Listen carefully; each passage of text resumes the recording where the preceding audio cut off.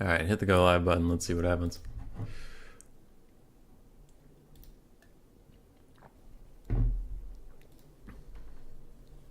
Alright, hit the go live button. Let's see what happens. Hey, picked the right mic for once. That's exciting. Alright, let me deafen that so you guys don't hear me twice. What is up, everybody? I gotta ping the people, do the things, do the do's. Okay. At everyone, 2v2 tourney time. Boop, boop. And then I'll post it a couple other places. And we'll get this stuff going. Bum, bum, ba-dum, bum. I have something to complain about. And it is book related. So look forward to that. Big old... Everybody loves the book content.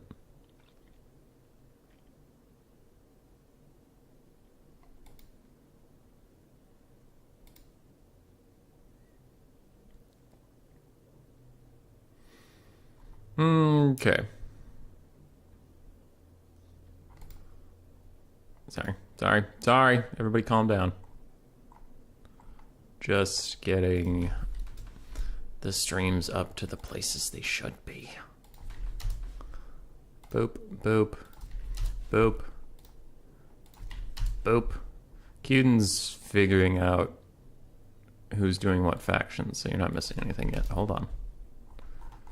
Okay, I've posted it all the places. Sir Groot.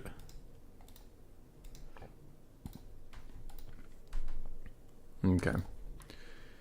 Human Boy complaining? Never. Dude, what up? It's all part of the game. Do we have a roster of players for this tourney? I want next patch. Book of Grudges. I agree. We need to add more to it. Killer Lion. What is up? So, the bracket for today so far for Cuden's tournament. I don't think he has done, like, check-ins or processed yet, so this will probably switch. There we go. So this looks final. Pantalinade and Razel. Oh, that's a scary team. Dwarves and Skaven. Perfect. Trechanax, Sotek. We have Grun 59 alone, so I assume there's someone else there. El Sanchez alone. I assume there's someone else there. Otherwise, I think Cuden would have dealt with this already. Hanadins and LPF Zyma. I want to watch whatever match they go to, because I have never seen this LPF Zyma person, and they got to play Ice Power and Mofet, but also did pretty well in the ODM tournament overall. They didn't beat Ice Power or Mofet, but I still want to see him. Moore and Xeris. And Bellicor and Raced is a classic duo. Kiara and Raced always showing up in the tournaments for 2v2. If you haven't seen a Cuden tournament before, this is hosted by Cuden is why I call it that, but he does the system where you blind pick at the very, very start. So you can go to his Discord. That is posted in the link. And then you declare your best of one faction, so it's a blind pick before the tournament even starts. And then in the finals, it's a blind pick, best of three. That sort of thing. It just lowers the pick and ban stage, which is fine. Let's see, who's Grun's partner? Grun and Dandy. Oh, I've seen that guy around. Okay, and then who's this other? Sanchez and Turlon. Never heard of them. Interesting. How many counts do you think we have today? Oh, only 2. Not bad. Grand Cathay and Skaven. Tzeentch and Dark Elves. Oh, that doesn't sound good. Zepp and Wallsterben versus Hanadins and Zyma. Yeah, we can watch that.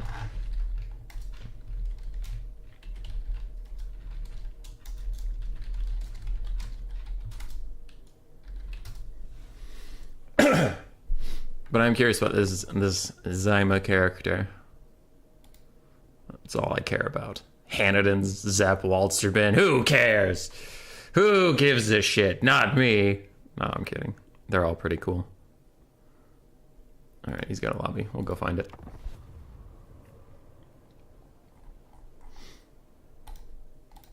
Alright.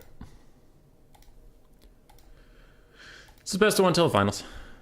Bowman, 2v2 hype, hey guys, how you doing? Cuden, too many counts. Cuden kind of whining, to be honest. Flame probably winning the first round. VC isn't bad as long as they aren't paired with the Undead. Oh, they aren't that bad. There's just a lot of them. They're a very popular 2v2 faction. So, Gotrek and Felix spoilers. in 5, 4, 3, 2, 1. I just finished. So I'm in the 6th omnibus. So I'm almost done with the Go Trek and Felix series. It's been a blast. It's been a ride. At first I was skeptical about whether I would like it, and then I really liked it, so it's good. I will say, City of the Damned is trash. It's trash. I was going to message Kiara that they're probably on the stream. It does have Bellicor in it, so you might enjoy that story. You might, and if you haven't seen it, I'll try to avoid as many spoilers as possible by translating. So to talk about something completely different, so that I don't spoil this book, but like some of the concepts might get spoiled. There is a lot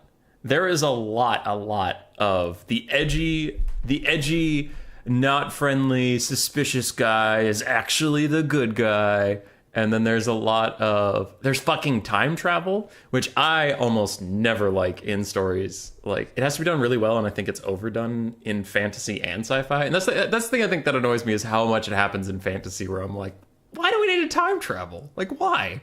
Anyway, I digress. There's a lot of time travel, and then with the time travel, there's a lot of plot points that don't matter. Like the whole point is that they don't matter. Like, Gotrek walks up, and he kills the real Slim Shady. He kills him. And he's like, I'm Slim Shady. There's an axe in my chest. I'm dead. That's it. And then Slim Shady shows back up, and they're like, we killed you. And he's like, in a different time. And then he tries to kill him again, and Gotrek just yeets his ass.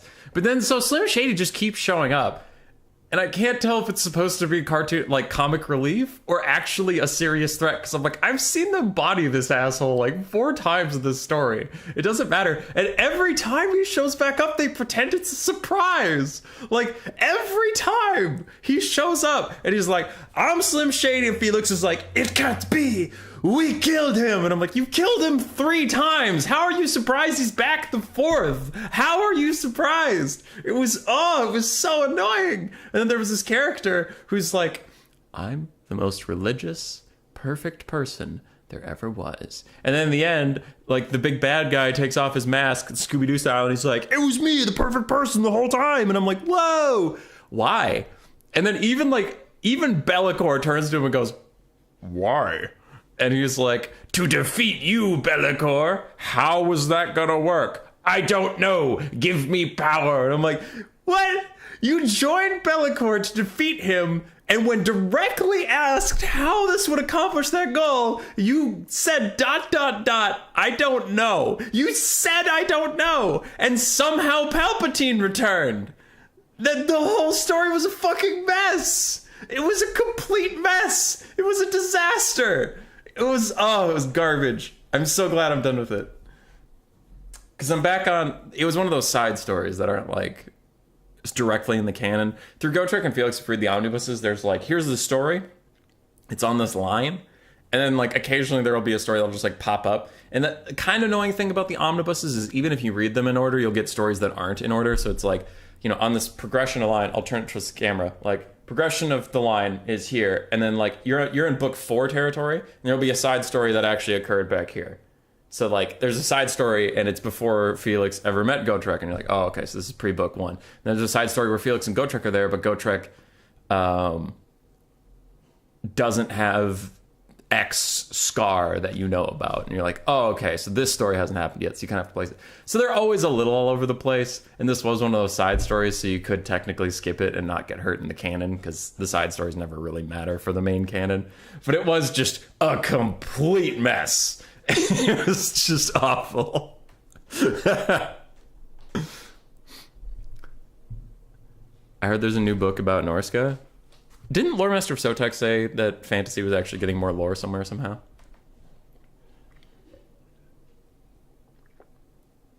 It's a series killer for me frequently. It's one of my major dislikes of fantasy, the other being power loss.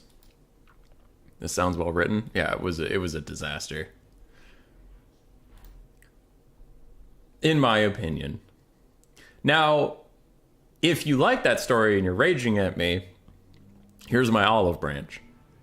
1, different strokes for different folks. Different people like different things. And 2, I got really butthurt in Dragon Age Inquisition when there was time travel. And it's been too long since that happened that I can remember exactly why I had problems with it. But, yeah. Dragon Age Inquisition, a lot of people really liked that game, and I got all butthurt about one side mission that had time travel. So I'm a pretty curmudgeon person about time travel.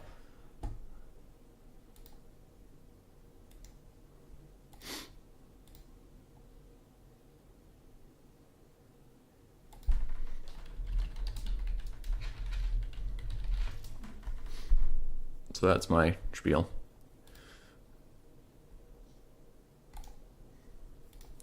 Alright, what are we doing here? Empire and Warriors of Chaos versus Tzeentch and Dark Elves.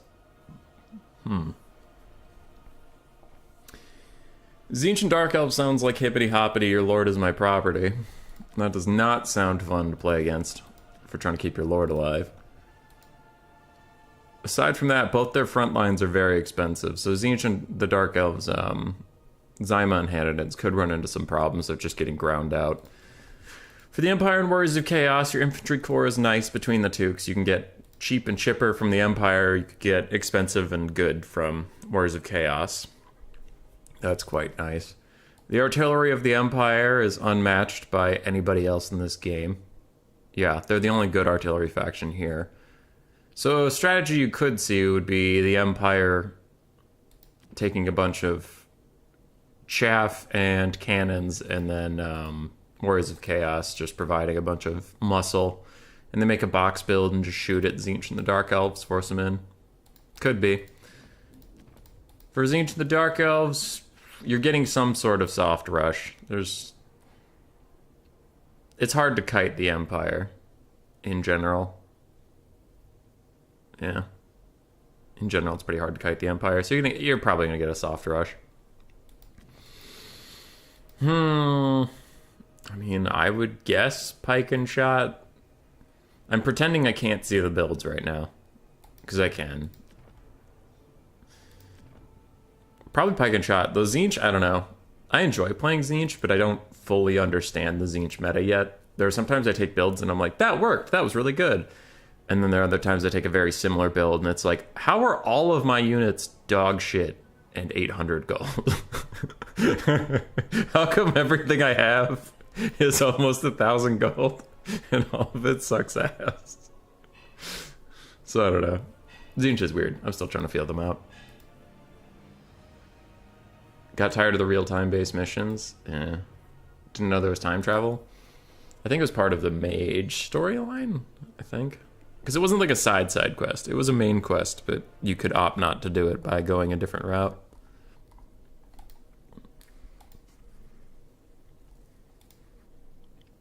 Yeah. Alright, we had a 10-minute limit on builds, right? It's been about 6 or 7. I'll message Hanadins and just poke them. I don't want to be an asshole, but also... The stream's got to keep moving. And the tournament host did say 10-minute limit on builds.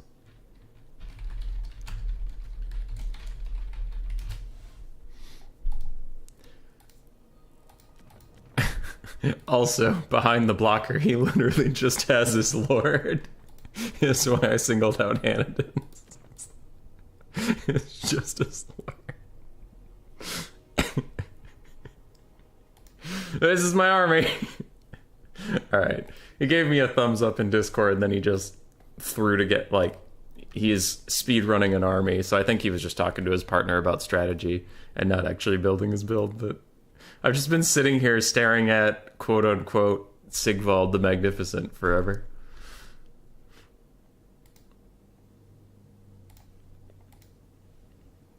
God of Fates is laughing at your attempts to plan. True.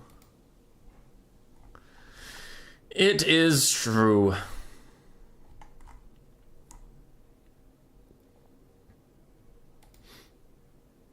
Must be a very costly lord.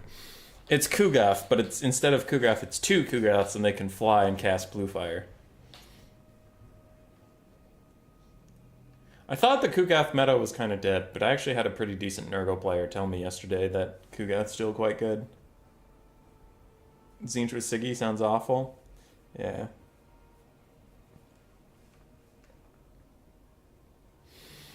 Yar coops.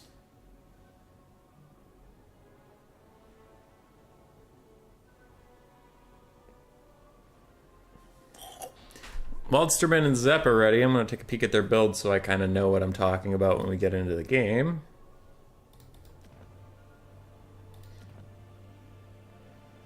Alright. Dark Elves are ready. Okay. Hanniden's has 15 gold left, so we're gonna get going. There we go. I was partially right. I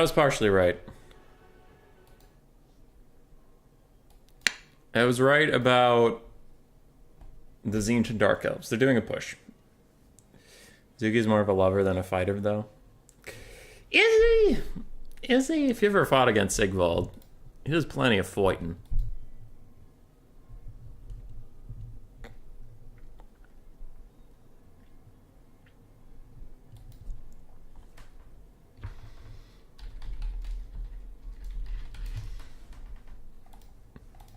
Okay. Oh, we're loading. It's Action Empire Rush build? Yeah, that's what I was wrong about. They're kind of kiting, kind of. So we'll get into it when I can see both armies and whatever, but it's like a war wagon, outrider, kite, and Warriors of Chaos have some skirmish cav, but they also have some basic cav to help out. It's kind of wild. Zip. Load, zip!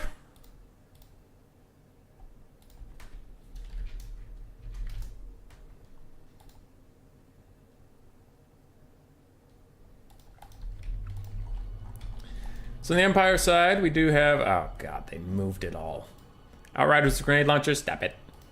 Empire Knights, spam. More Outriders, Marauder Horsemen, Marauder Horsemasters, Hellstriders of Slaanesh, some Mirror Guard, a bunch of Chaos Warriors with great weapons from Chaos, and then a couple Marauders, some more Marauder Horsemasters, more Outriders, more Empire Knights, more Seekers of Slaanesh, more Marauder Horsemen. So it's a good amount of kite, as I said.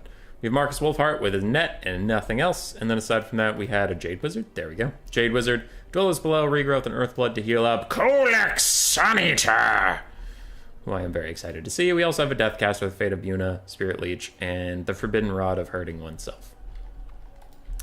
Empire brought a couple Spearmen to the party, and triple War Wagon. It's a kite build, kinda. Kinda. On the other side, it is roughly what we predicted from Zyma, whose name isn't showing up, but they must be using characters that my game doesn't recognize. Dark Riders, Scourge Runner Chariots, we have some Cold One Knights, in the sky we have Screamers, Malekith, the weird spawn with some Chaos Warriors of Tzeentch, we have a bunch of Pink Horrors, yeah, I thought I saw them. 5 Pink Horrors, a couple blues mixed in with the Chaos Warriors, Black Arc Corsairs, Bleak Swords, Kairos Fate Weaver, with regrowth for himself / Malekith, Blue Fire of Tzeentch, and Harmonic Convergence. That's about it as far as significant units go. We have 1 Witch Elf, some Marauder Horsemen of Tzeentch, but it's a mixed bag. So these guys want to push up, get in a fight. These guys, kind of similar, a lot more kite. But they also have decent troops with the Chaos Warriors with great weapons and Mirror Guard and such.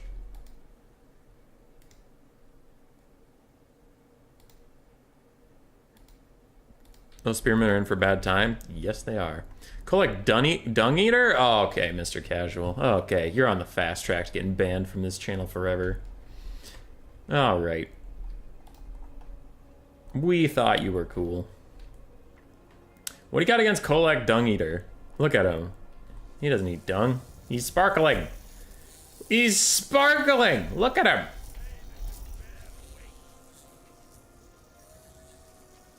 Yay, video games. I like video games. Hey, man, thank you for the $20. That is extremely generous of you. Thank you. Also, yes, yay, video games. Your name is straightforward and good. Surprised how much everyone loves Kolek. He's cool. I mean, who wouldn't like a giant... A dragon paired with a giant paired with a minotaur? I mean, it's just a good time. And a centaur? I don't know. These guys are such cool. Oh, he's so cool.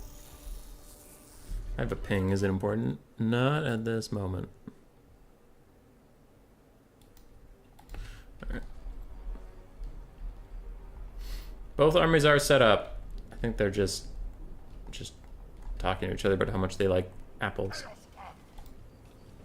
Oh, I like these guys' little purple armor. Are these the Cult of Pleasure guys? Are these Sigvald's lads? I'd like Kolek more if you fought giant robots more often. That can be arranged. Mecha Kolek. Kolek and Mecha Kolek. And for some reason, normal Kolek will beat Mecha Kolek every time. Don't know why. It's impossible to know why. Alright, we are off. War wagons are teeing off into I don't know what, honestly. They fired over the heads of most of the horde, so I don't know what they were trying to shoot for. Marcus Wolfhart pinging off some bleak swords. Excellent. Pretty sure he's just on fire at will, and that was the first thing he shot at. More shots, and immediately we have a Gaze of Fate netting down one of the war wagons, but where is the follow-up? Scourge-Run Chariots and Marauder Horsemen with their javelins are running up to try and punish this. Scourge-Run Chariots are actually getting out some pretty decent shots, but the war wagons will be fine. They'll probably escape unharmed. Empire charging straight into the fray, where they will all die, and all of a sudden an overcasted blue fire plus pink horrors and javelins and all this shit, and those war wagons got murdered! Down to 2 models out of 4, almost losing another one. Kolek runs straight into the fight with bleak swords, and he is doing okay for now until all of that firepower turns on him. Look at all the pink strobe lights highlighting the Boy of Thunder. And speaking of thunder, that was a lot of damage with Black Ark Crusaders. Okay, Kolek, alright, calm down. Calm down, man. So the fight is off in earnest. The blue team really needs to get a lot done with their skirmish cav in this time because they will not win the melee fight.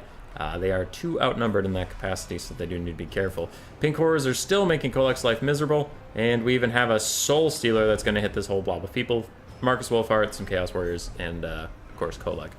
The far side, Chaos Warriors are pushing through, trying to get onto the back line. They are now fighting blue hordes, are out of ammo anyway, and don't really care. You have some Empire Knights who are briefly lost in the confusion, lost in the sauce, as the Empire does have a lot of things to micro. That is fair, but they do need to get in here and attack the pink hordes, which they will do now.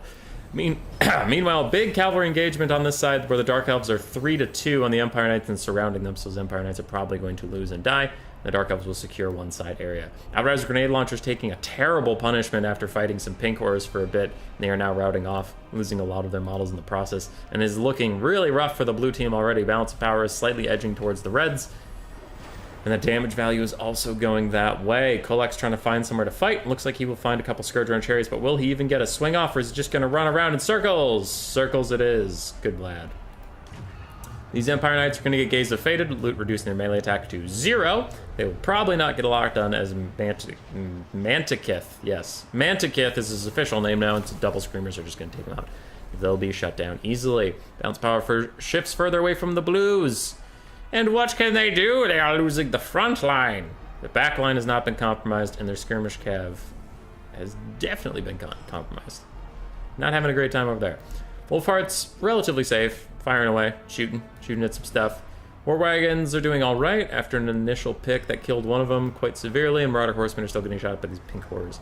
Pink horrors are doing great work so far this game, just acting as basic archer units, but basic archers counter skirmish cav quite well, and blue team did rely on their skirmish cav, as we have noted. Blue fire's doing more damage versus war wagons than I would have thought, but I guess these Scourge Runners are also helping. Yeah, damn. Quick little oathblood on 2 different war wagons, trying to keep them healthy and in the game. They now need to run away from Kairos and all this skirmish cav.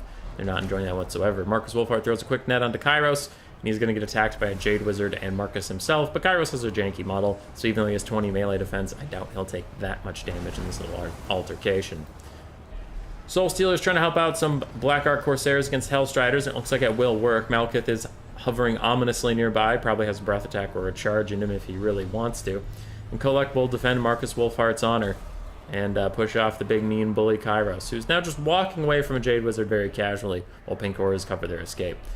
Far side is entirely lost for the blue team. Near side is still going okay for the blue team, and the center is going okay as well, but overall they're losing the fight of attrition. Damage values are pretty close, leaning towards the red team. It's about 12,000-ish to 9,000-ish. It's not a blowout, but it is significant. Kolek is netted down, allowing some pink horrors to shoot at him. Looks like 2 squads have orders, though only 1/3 of this squad is even attempting to shoot, which is a bit of a problem, but more will join in on the fun. And Blue Fire of Tzeentch, and Malekith diving in. Kolek needs to run for his life, and maybe get some healing from a Jade Wizard if there's any available, though who knows where the mana has been at. Red team is looking a little sparse these days. Model count is probably pretty similar. Their single entities is what's carrying the balance of power. They are quite healthy and tons of healing left to them. But their backline doesn't actually have a ton of infantry left in it, neither does their front. Blue team has a lot of bodies, but they're all quite injured. And most of them are skirmish focused, so they don't even really want to jump in on something like that. Anyway, another Blue Fire is going to hit Kolek on the back. His healing cap's getting closer and closer. And I think I saw something go off onto him, not sure. It is a regrowth, keeping him technically alive. The best kind of alive. More Cold Knights are charging into these Chaos Warriors with great weapons who are barely holding on to their leadership. But as long as they do, they can get good work done. War Wagons somehow ended up in combat with Dark Riders and Chaos Warriors of Tzeentch. They will want to pull away. What are these? Normal Outriders? Okay. They'll need to do something. Balance power is almost at the point of no return. I would kind of agree. I think that's a little overzealous, but it is looking pretty bad. You'd think with Kairos being at 1/3 health, the game would not rate him very highly, even though we all know he has regrowth, but the game doesn't know that. That's the Azazel faction? It's quite popular as far as Chaos players go. They really seem to like that, like, pinkish purple. Kolek is once again getting focus fired by a bit of a surround, though it's a little less effective this time, as, you know, we're running out of things to surround him. But a big Soul Stealer is canceled as Malekith decides not to use it on one Outrider. Probably pretty smart. Instead, we have a heal coming down in this blob, and I would expect a Soul Stealer to follow somewhere, somehow, something. Why do you not Soul Stealer? Spirit Leech onto some Scourge Runner Chariots, trying to finish them off and take out some models, but I don't know if that's going to matter.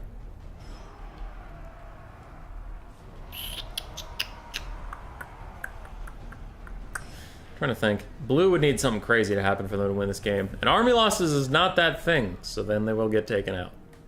Damn. It's also the one that's automatically picked. Oh. I thought it would have done like the normal Black Warriors of Chaos from Warhammer 2 default, honestly. Well, Kolek got about 1,100 value. His caster friend got 900-ish. Chaos Warriors, the great weapons, overall did well. Skirmish Cav struggled a little bit. Hellstriders and I struggled a little bit. Rogers did okay. For the Empire, Wolfheart did War Wagons did pretty well, honestly. The only one that didn't do great was the one that was netted and instantly killed.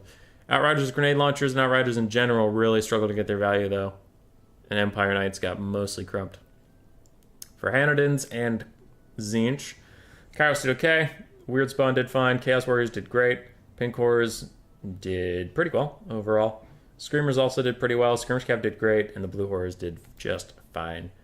Malekith did okay. His value isn't that impressive, but also he had tons of love left to give on his dragon with tons of health. Cold One Knights didn't get great value, but they did what they had to. Scourge Runners did do very well. And Corsairs did fine. Dark Riders did fine. GG, well played.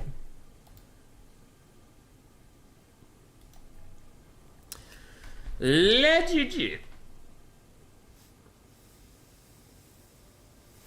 Grun and Dindy.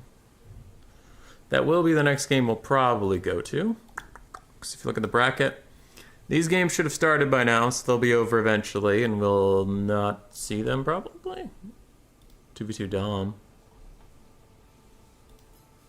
2v2 Horned Hills. That is not what I'm looking for either.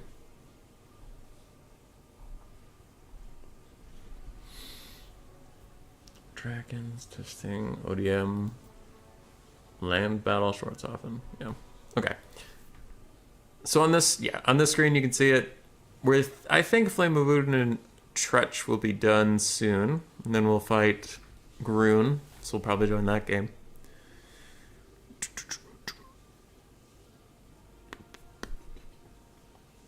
El Sanchez I've never seen before, but it's really hard for me to bet against Panta and Razel. So I'm guessing Panta and Razel will go through Moore and Xeris versus Bellicor and Race.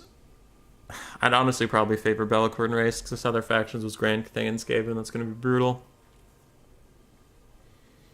That would be my pick for the bottom. Yeah. 2 versus 2's no Cathay. Boo. Anyway, I'll message Gundy and get us a game.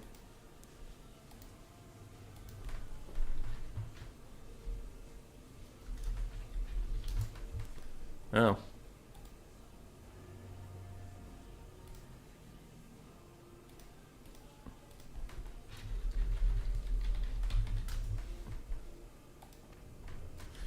Apparently... What? How? Kiara just messaged me and said they haven't started yet. How have you guys not started yet? The tournament's been live for half an hour. I mean, you know, we have something to watch, so that's good. We're not stuck just waiting, but how have you not started yet?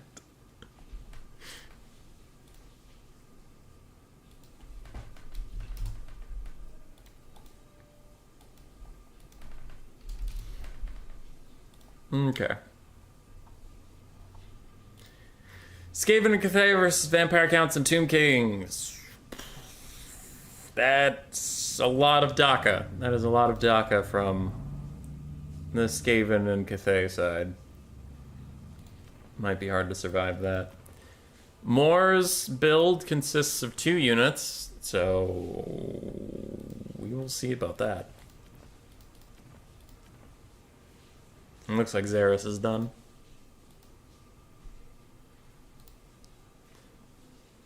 How nice of them to wait for you? True. Cuden, what the hell? I don't know. More has 2 units. It's not even his lord, by the way. It's like... Again, I don't want to reveal builds, so I'll talk about it like it's Empire. It'd be like...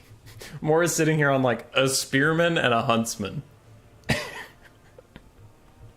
Like, not even key units to the build, just 2 fucking random units.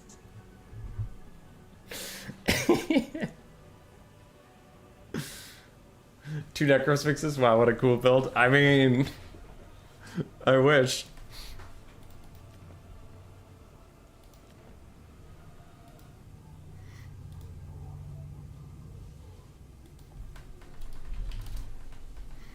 Alright. It's Race and Kiara already. Kiara / Bellicor. Tomb King's army is mostly ready. VC is starting.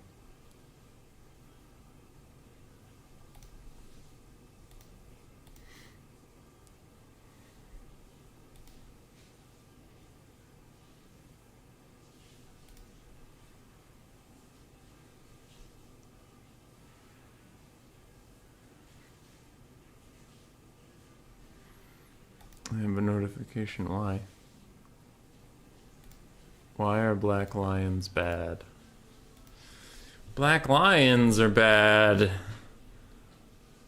They can't 360 shoot. And they are squishy. Plus medium / short range. Makes us sad.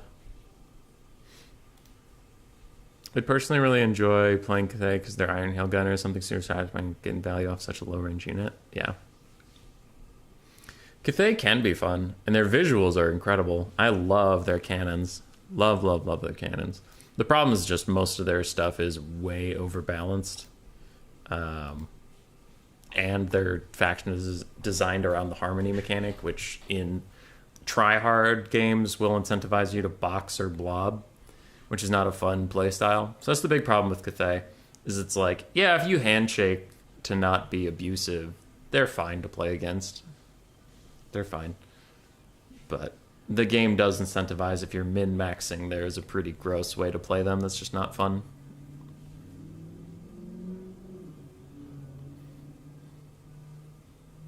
They start off as a fun faction, now they aren't. Pretty much. Pretty much.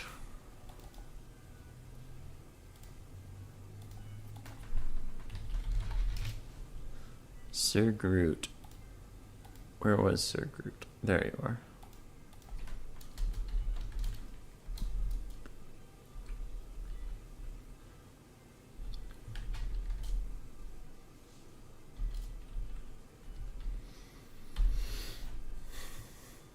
The Pods event is coming to a close, slowly but surely.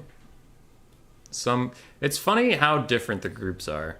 Some groups have played like all their games, and some groups have played almost none, and anywhere in between.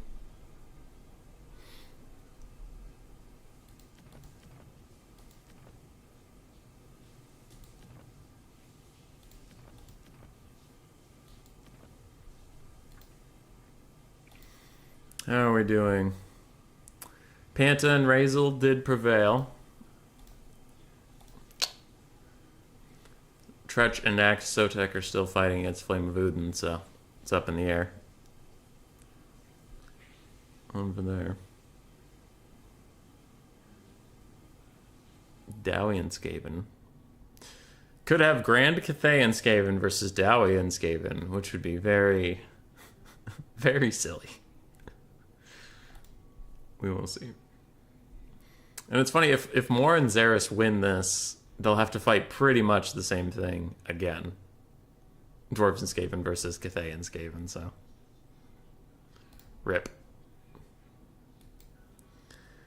What's my thoughts on the new Worlds anthem? I didn't listen to it. Is it good?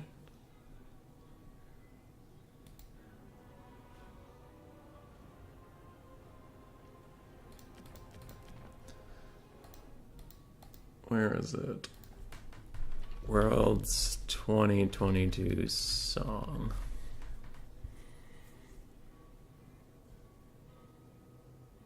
Star Walking. How did I not see this? God damn it. The world songs are always hype. I'll have to watch it later. I'll obviously get super shut down if I watch anything fun on stream, obviously. 2v2s always seem to end up with super uninteractive factions. Last game was alright. Dark Elves, Zinch, Warriors of Chaos, and Empire, and they just slammed into each other.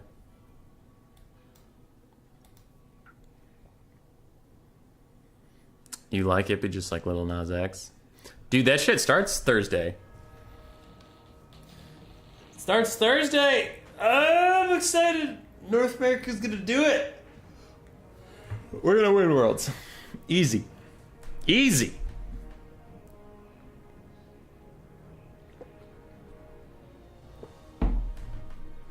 Easy clap. EU, I don't know, dude. I'm scared. Quick League of Legends talk. EU has looked shaky all season for me. They looked real shaky. And I was convinced that I'm like, they are gonna bomb out at Worlds. And North America will do okay, and then we can stop this stupid conversation about like, NA suck, lol, haha, EU so good.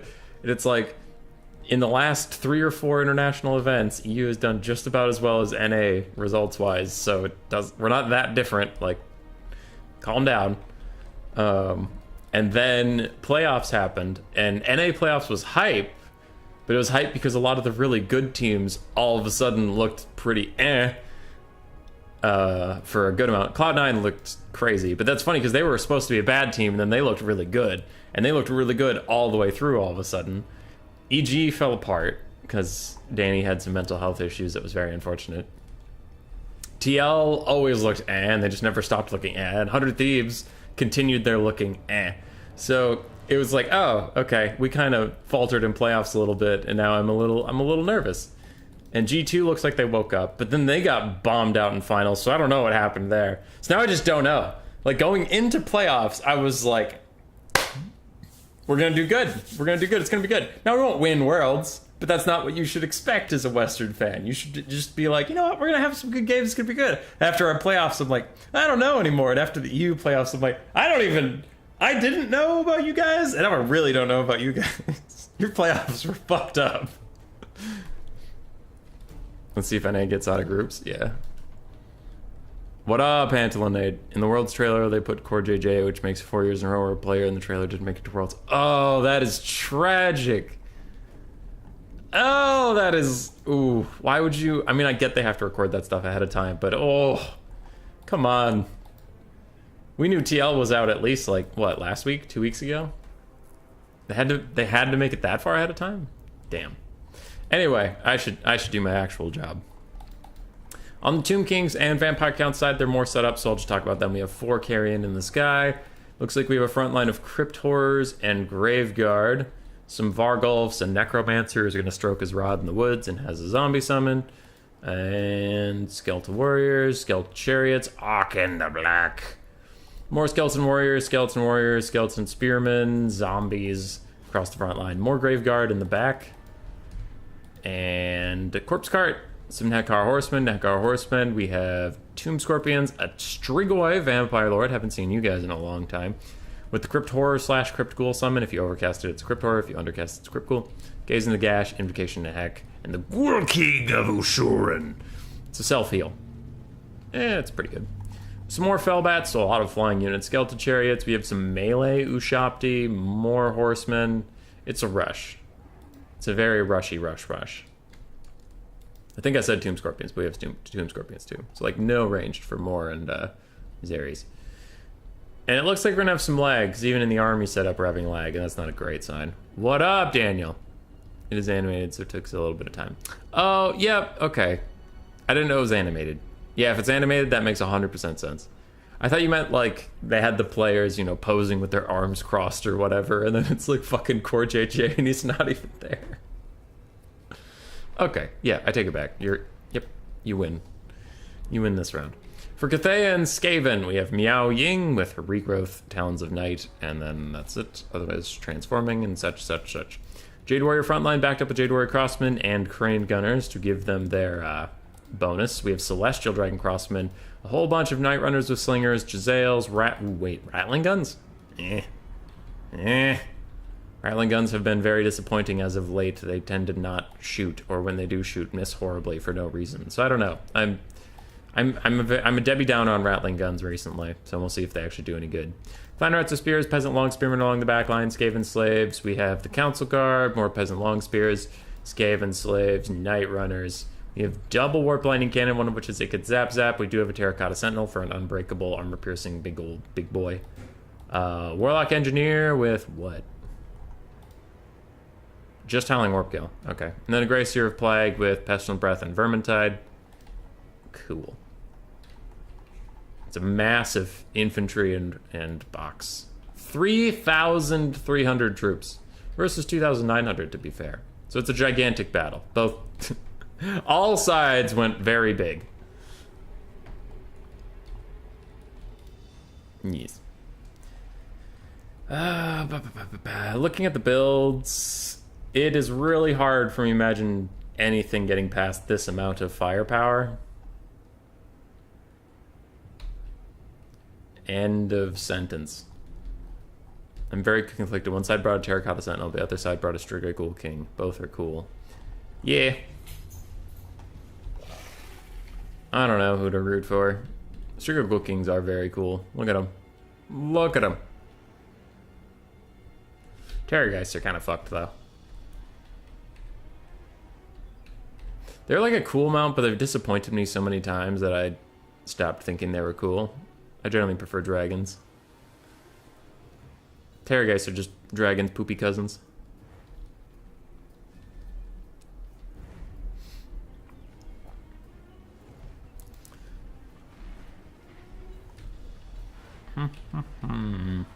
Carrion are weird.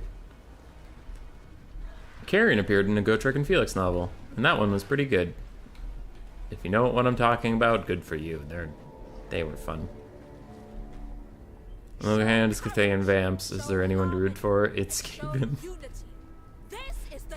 Yeah, I mean, Skaven is the least hated faction of these four, as far as community sentiment goes. One Skaven slave was forgotten outside the box, and he will now scramble to get inside. We are having a bit of lag, but it looks like it's moving forward. Okay. Not great, but okay. What are these? Night Runners?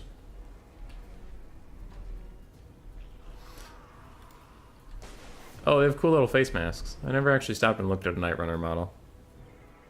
Kind of would have assumed they had more cloak than just, like, just their face. But, teach their own.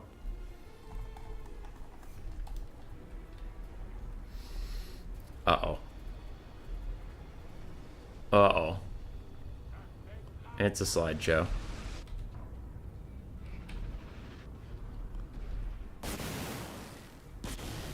Slow motion warp lightning shots. Dun dun dun dun dun dun dun dun dun dun dun dun dun. That was anticlimactic.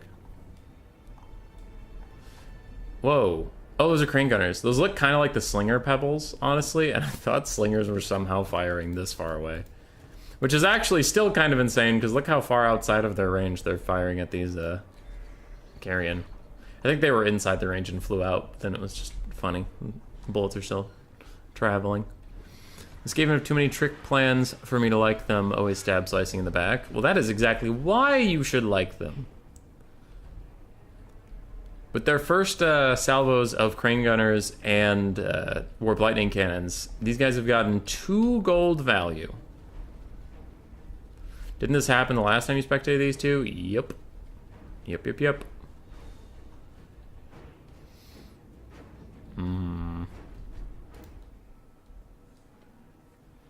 Tretch and Axe Sotek did advance in the top brackets. They'll be facing Grun.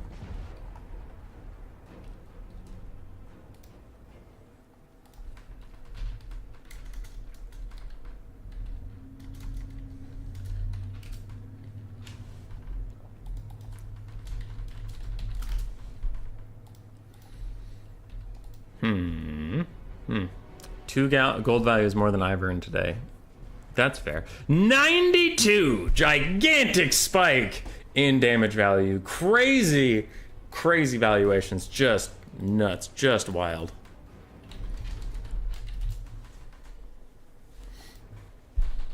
And, yeah. Yeah. Okay, alright. Completely unrelated. Oh god. My hand slipped. Yep, fuck. Alright, hopefully without us streaming on their thing, they will proceed forward. Hopefully.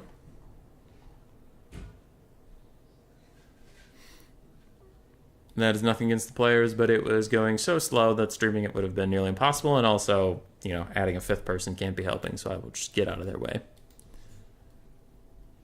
The code is in the Find Your Opponent channel. Okay. So we will sneak up.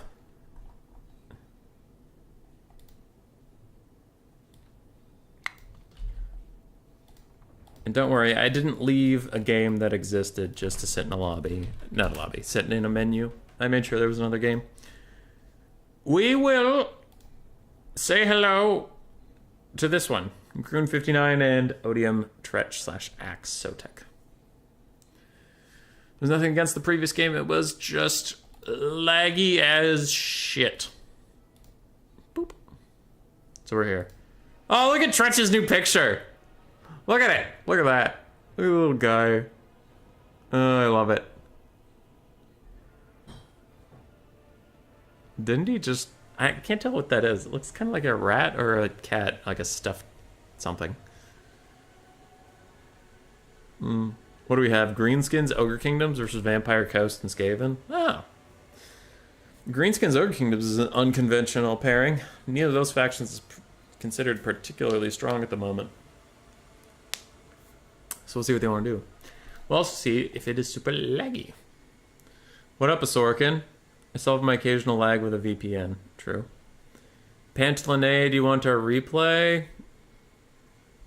Maybe. Cat in a couch.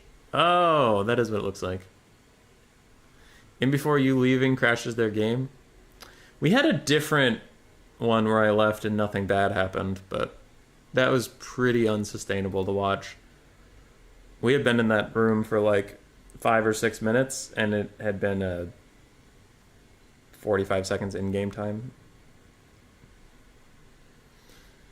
People are readying up. Let's go.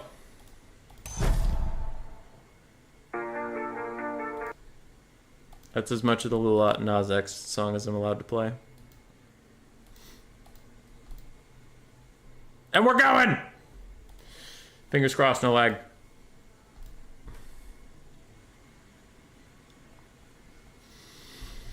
Greenskins and Ogre Kingdoms versus Skaven and Vampire Coast. Alright, okay. Seems risky. And Vampire Coast already lost. They brought a cannon. They lost. GG. GG. It's over. Jokes aside, I have been riding the struggle bus with cannons. Empire and Vampire Coast cannons have not been doing anything for me.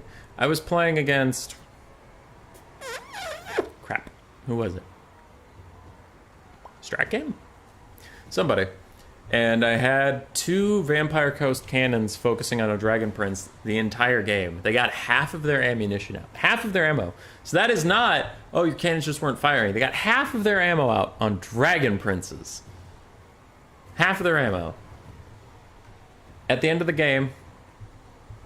Wait, no. They might have been a different thing. I don't know. There was an end of the game where I was firing at Dragon Princes, and my cannons had like 200 and 150 value. And there was a different game versus different High Elves. Oh, yeah, this one was different. So the Dragon Princes, the end of that story was, they fired at Dragon Princes all game long, and they missed so much that they only got 200 value or less. And then the other one, I was fighting Strat Game, and he had a mass archers build? Or was it someone else? Doesn't matter. The main point is, at the end of the game, my cannons had like 300 and 400 value, and I told him, I'm like, do you think cannons are even worth it here? And he said, you had cannons? I thought you had 4 mortars. And I'm like, no, I had 2 mortars and 2 cannons. And he's like, oh, yeah, they might suck dick then. If your opponent doesn't even know you had a unit that was firing all game, it might not be a great unit.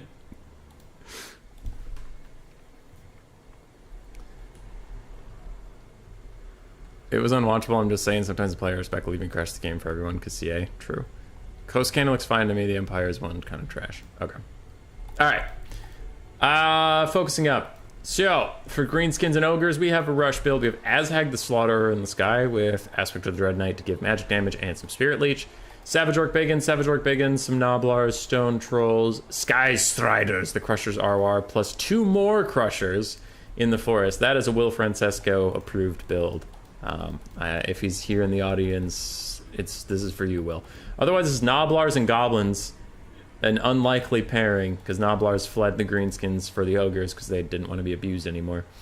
Then we have some Archers from the Greenskin side. We do have the Hammer of Gork, Goblin Rock Laba, more Magi Marauders, more Archers, the 8-Peak Loons, and double Stonehorn, one of which is a Hunter. Then we have a Slaughtermaster of the Great Maw with just Troll Guts, so you can heal up Azhag or you can heal up the Stonehorns.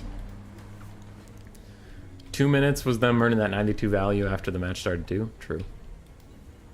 Alright. Oh, we also have some Vanguard Wolf Riders and Spider Riders. Cool. On the other side, for the Skaven and Vampire Coast, we have some Scurvy Dogs in a Vanguard. Some Depth Guard with Polearms mixed in here too. We have 1 cannon, we have the Lamprey's Revenge. Celestra on foot has quickly become one of my favorite lords. Really like her on foot, she's just a ton of fun. And pretty good. Her Night Summon is incredible. On that we have Rat Ogres, Clan Rats, Eshin Triads, Skaven Slaves, some Zombies with Sticks, some Zombies with Bombs, some Zombies with Sticks, and some Zombies with Bombs. We have an Anti-Bubo Sharpshooter, Poison Wind Globes, more Eshin Triads, more Dogs and Wolf Rats, Death Runners, Ikit Claw, Plague Priest 2, Night Runners with Slings. Both sides are taking one of everything build over here. So that is a lot. There's a lot going on. They're kind of half deployed in the forest, mostly without. Yeah. And we're off to the races, and this is definitely going a little, just a bit better, so good. Good. I think once these things all get revealed what is in the forest and they stop stalking, the Skaven are going to get the fuck out of here. Because you ain't got shit on Crushers. Even Eshin Triads will get bowled over by Crushers. we sundered your armor by 50%. Oh god, we all died in 2 seconds. Jesus Christ. It's not going to be a good time. Greenskins' cav in the distance has been hidden so far. And the carronade is shooting at the Stonehorns. Stonehorns are pushing up. And a little bit of lag, but it looks like we're getting through it. The AP loons are going to get pestilent breathed. They're not enjoying that. They might get their loons off before they get too low, maybe, but that is going to be the only one they get. Azhag's flying over, just spotting all the units so they can make an informed decision about what's happening. One Stonehorn from Sotek definitely overextends a little bit, and he's going to want to get home. Now, thankfully, there isn't too much to punish him. There's just a cannon that he was in range of anyway, and there's some slingers, so he's going to be roughly fine there. Naked Claw and his little Doom Flayer's just rolling around. Look at him go! He's having the time of his life. While Hunter charges, it looks like he's charging. It gets charging into his own lines, which is kind of funny. Crushers do get caught by the extra Triads, and they don't get off their massive charge attack. They got attacked in the rear somehow, so they will actually start to lose that fight. So they need to get out of there and then opt into a charge instead of just fighting straight up. Gnoblars and Goblins are proving not to be the best front line as they are all routing. And where are the Greenskin Archers? Where are the Greenskin Archers? Oh god, they got left behind. Trench, no! The sneaky scurvy dogs from Grun did take out the Hammer of Gork, which is a good play, but 4 archers is way too many to commit chasing off 1 dog unit. Definitely not worth it. We also have some Savage Orc Biggins and Stone Trolls chasing around Clan Rats who are fighting the Morgans Ranging Marauders. And it looks like the blue team is in a bit of disarray. Their charge is really broken up. They're just not on the same page about what is supposed to be happening right now. It looks like the Greenskin player in particular, Tretch, has too many things going on. Too many things going on, because he had 2 different areas of high-value assets chasing something far away that wasn't worth it. Now the double Stonehorns have rejoined up, and one of them even got Troll Guts to keep him happy and healthy in the fight. The far side has been mostly abandoned by the blue team. They don't really care about that as much. And they still have some units in the flank, though they did do a risky dive to shut down the carronade. It does not look like it panned out in the end, unfortunately. What are these, Scurvy Dogs or Wolf Rats? Wolf Rats are fighting the Crushers, somehow haven't broken yet, and there we go. The damn Knights Errant is going to get summoned onto the Sky Striders. They will do a ton, million, gajillion damage to the Sky Striders, and they are just a summon. So that is a huge play for the Vampire Counts and Skaven, who I would say are in pretty commanding position of this game so far. They have really been getting everything they wanted out of this. Dogs are rampaging through the backline of Greenskin Archers. Now the Orc Aura Boys can fight okay, but against Undead Dogs, your leadership is just not going to be enough. And Rat Ogres are fighting off Gnoblars and random Goblins. How are we doing over here? Oh, the Greenskins have forgotten 3 pretty big assets. Oh, that's 2,500 gold worth of units stuck in the forest very far away from the fight. That is unfortunate. Some Spider Riders have also been dropped. They need to chase off the many Boba Sharpshooters, but the Crushers are sprinting up. Sotek is really playing quite well, I will say.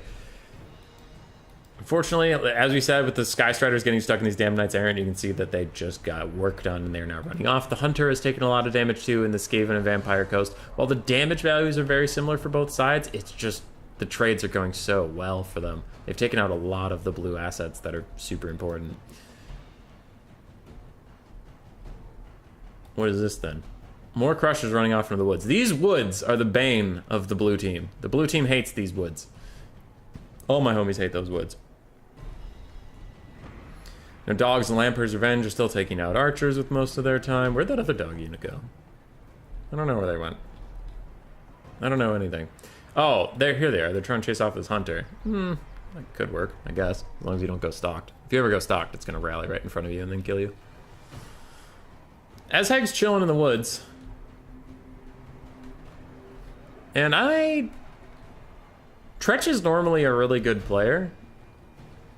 Something seems off today. Tretch is normally a better player than me, to give you context. So that's why I'm confused about these Stone Trolls getting lost. Azhag's been chilling there for 55 years. This Spider Rider's just chilling. The archers all running after that dog. Something's up. I wonder if Tretch is playing distracted. Or drunk. Either or. But this is like... Again, just providing commentary, not trying to be an asshole. But like... Tretch is normally a very good player, so this is strange. Because he's making a lot of mistakes. A lot of mistakes. You can see it on the damage value. There's one side clearly not on the same par. Sotek has withdrawn. That was strange.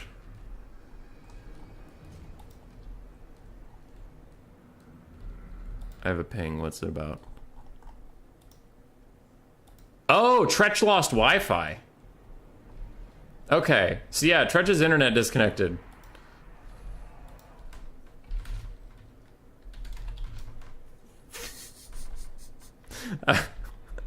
That makes a lot more stuff make sense, though. Because like I was saying, I'm like, Tretch is normally a really good player. It's not like him to just, like, run units off into the distance or do all this stuff. It was very strange.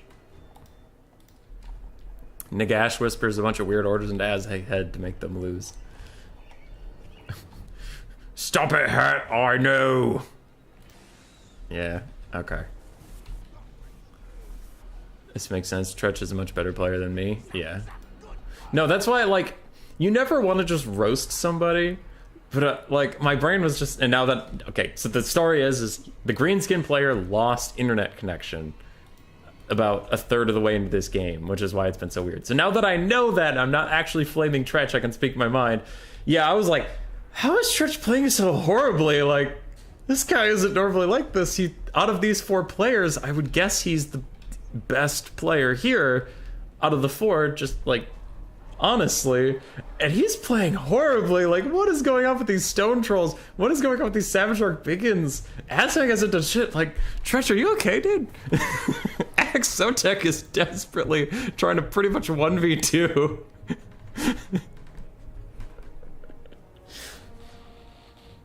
Alright.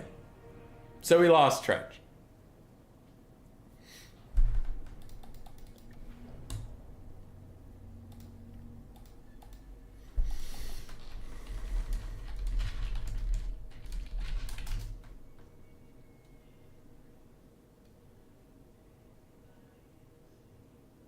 So I'm working on Tretch right now.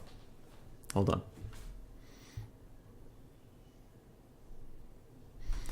Keaton's messaging me.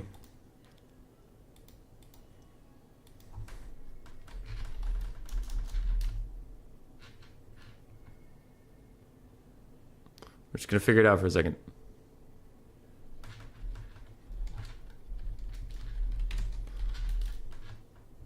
So Keaton's asking if we mind if they replay. I do not. We will do same builds, same map, same everything. And if Tretch's internet is out, I would offer to play alongside Exotech instead if you wanted that, rather than just DQing him. But we'll see what they say.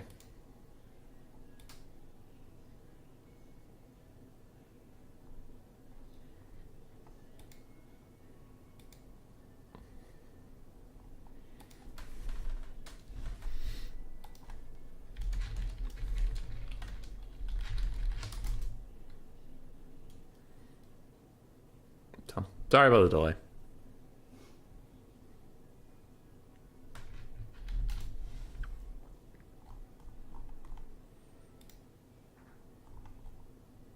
Okay.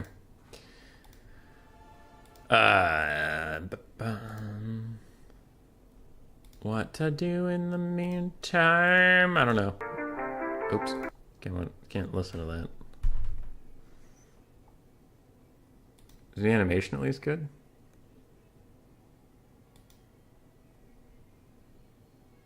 Well, the animation's alright. The fuck?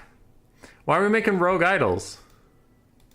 Hold on, this is League of Legends, not fucking Wurzag.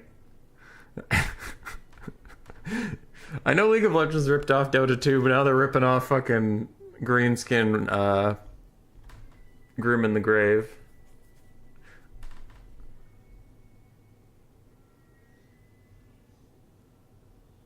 A Zir giant robot? That's pretty cool. I'm ready for one of these factions to, like, 3-0 world.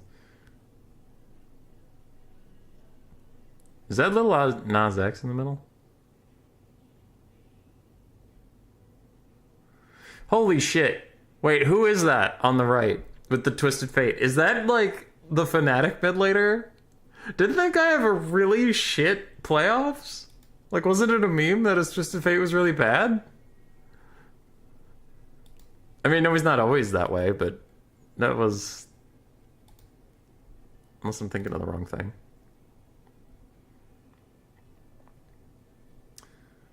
This is pretty Transformers. Yeah.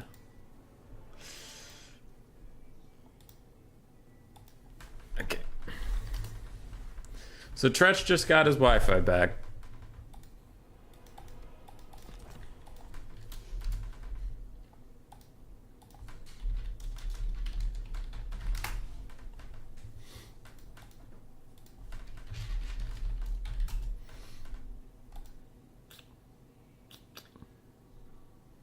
Was made before that happened. Yeah.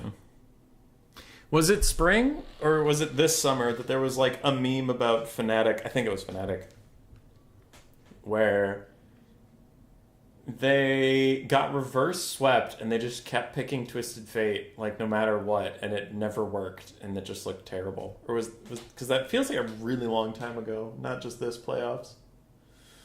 I don't know. What happened? You sound, Mr. Casual, you sound like you actually know about EU LCS. What the hell happened in LEC?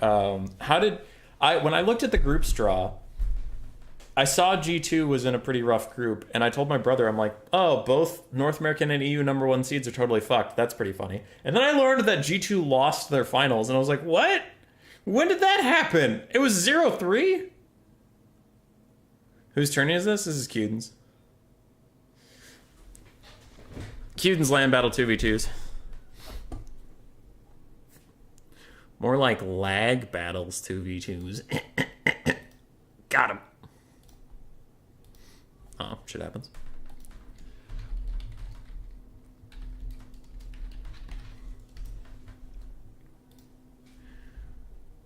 Dude, like, look at this shit. Hold on. Group A, Group B. Why is this so stupid? Okay, here we go. This article is just written in a really dumb way. Look at these fucking groups. C9 is our first seed, and they get T1 and EDG. Very cool, very cool. So they're not getting out. That's nice. That's very fun. Group B, JDG, which is LPL as well, Dam1, and G2. So originally I thought G2 was the #1 seed from LEC. And I was like, well, all right. #1 seeds for both are shut the fuck up. Are fucked. Rogue, TES, and GAM. That is the easiest group, I think. So Rogue might have a shot at getting out, which is kind of fucked. Like, now that I know they're actually #1 seed, comparing these two is just not. That's not fair. No offense to Gigabyte Marines, but they're not EDG, so that's some bullshit right there. Genji CFO is who? I don't know who CFO is. Are they Taiwan? And 100 team. 100 team might get out. They could beat CFO maybe, but it depends on the fourth person that gets added here. It's a sad day when the best chance we have is Rogue and 100T getting out from the West. Because C9 and G2 are just mega fucked. They're not leaving. Alright, I lost Axe, Sotek.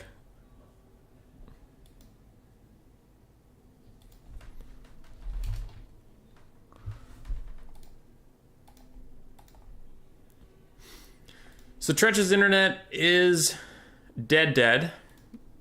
And it looks like they forfeit. So we will move forward.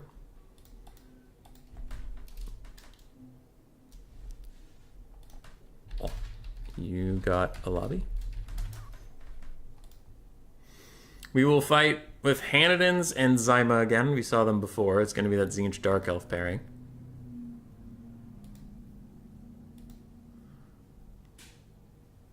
Sorry about the technical difficulties, everybody.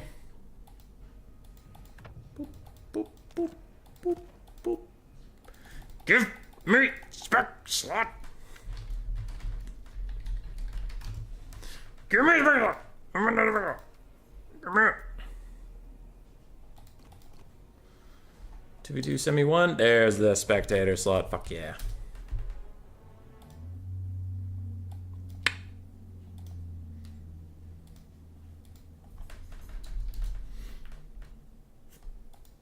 Hannon sent me a penguin when I got the spec slot, so I think that's fair.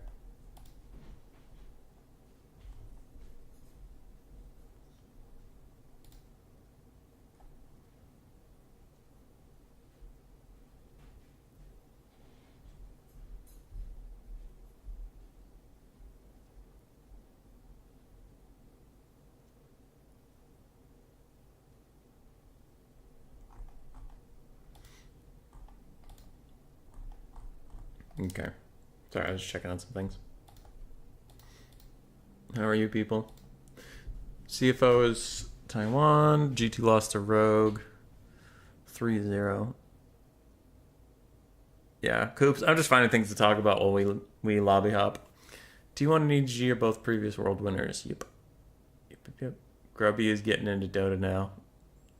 That Heroes of the Storm is not being supported anymore. True Sight is fun. It's not your fault, hubby. You're doing your best. Hey, thanks, man. Who's Grubby? Who is Grubby? I enjoyed Heroes of the Storms with my friends. I liked that one. League of Legends was definitely my try-hard MOBA. But Heroes of the Storm was fun with friends. Much more casual. Hopefully NA can make it out of quarterfinals for the second time in their history. Yeah. That seems like an uphill task, but we'll see.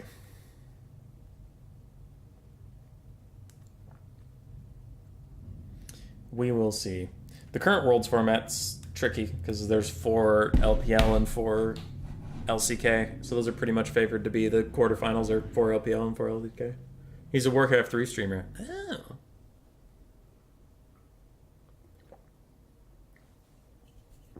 From the Netherlands. I see.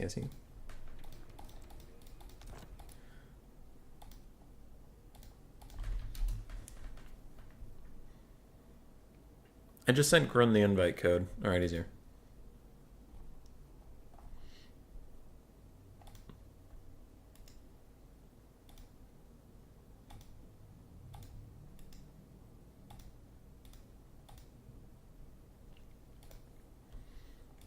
The world's format is poop. Yeah, there's a couple ideas from people on how to fix it. I just think it shouldn't be... I don't know. It's weird to me that Korea and China, and then to some capacity, honestly, North America and Europe also get pretty favorable treatment. Because if you think about it, and it's like, there's always going to be some compromise, because there is just the reality of like the audiences in those areas. But if you think about like soccer, the Soccer World Cup, it'd be like, well, Germany and Brazil are really good, so we're going to give them like 3 teams. And like, America is never that good at soccer, so... they get 1 because they're probably not going to win, but we need to give them like token representation, you know? So it's tricky. I think it would be like much more justifiable if it's like, okay, minor regions that don't have the viewership and don't have the league infrastructure to have a big competitive league get 1 team, and maybe the top regions get like 2. Or the top regions get maybe 3. But 4 is so... it's so much. And they are good. That's the hard part about the argument, is they're very good.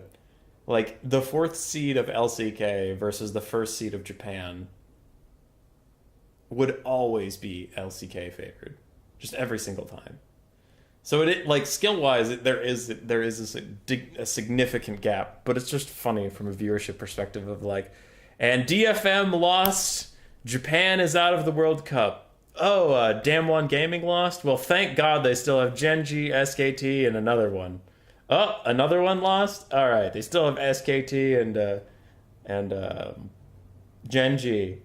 Oh, another one lost? Well, they still have Genji, and it's like Japan's over there like, the fuck? We lost 1 time!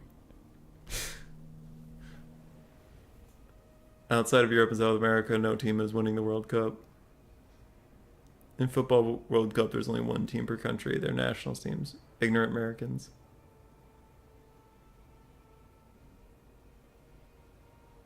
What up, KV? Football, it's done by regions.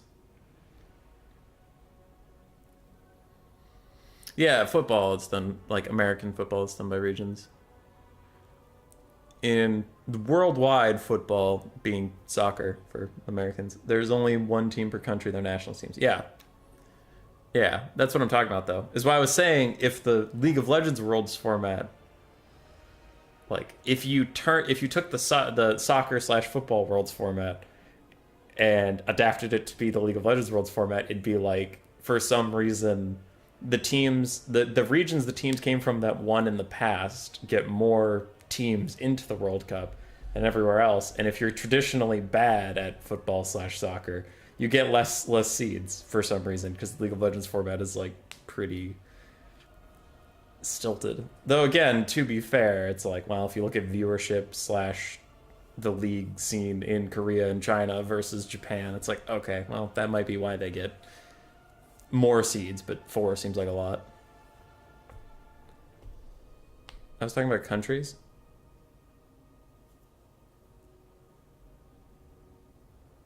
Yeah. What up, Agoraphobic News? How you doing?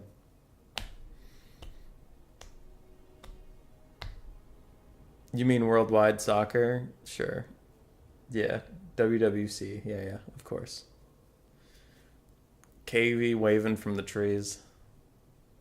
Trees are illegal, you know that. That's why I've been burning down the Amazon. It's because trees are illegal. Alright, Groon is ready. Indy's almost ready. Oh my goodness. Oh my goodness.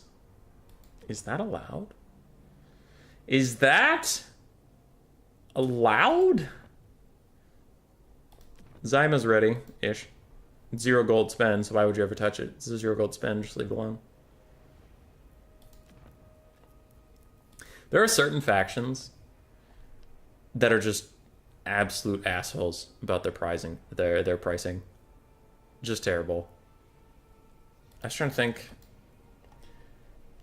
There's a couple units that are like 35. Aren't Orc Boys 435 now instead of 450?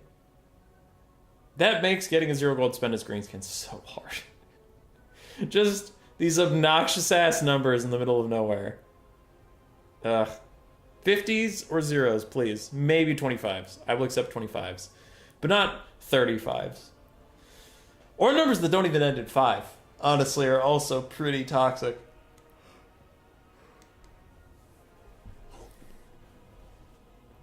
Has every pairing been with VC or VP? If not, the tourney is clearly rigged. No.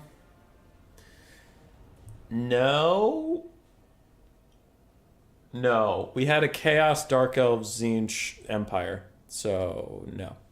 That one had no Undead in it. 430. Okay, thanks, Coops, but that's not any better.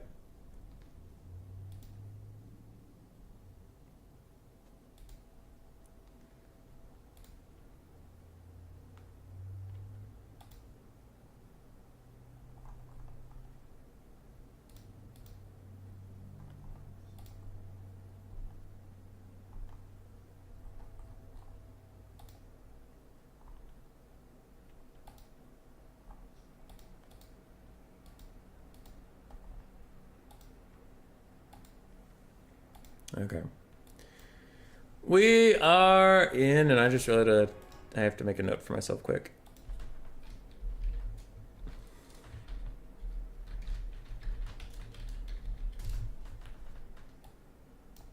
All right, there we go. Fix that. Sheep. As a side note, anyone see what happened to Radios? What? Who's Radios? What? How about 427? Coops! Keep that evil away from me. Someone tried to DMCA part 3 of it. I don't even know what Radios is. Do inform us. Alright, for Hanedins and Zyma, the Dark Elf Tzeentch pair, we have Malice Darkblade and a Sorceress of Shadows with just Melkoths. Oh, okay. Not Pit of Shades. Interesting. Bleak Swords and Dread Spears as the front line, as it goes. Where's the rest of the Dark Elf money? Shades. Ah. 2 shades over here. 3 Harpies, some Dark Riders. Where is your money? Seriously? What? Okay, more Dark Riders. There was a bunch there. Dark Riders, Dark Riders, Dark Riders. A bunch of Harpies, including the Crows of Cain. Sorceress of Shadows, Double Shades, Malice, and all this infantry. Yeah, it looks like about a full army.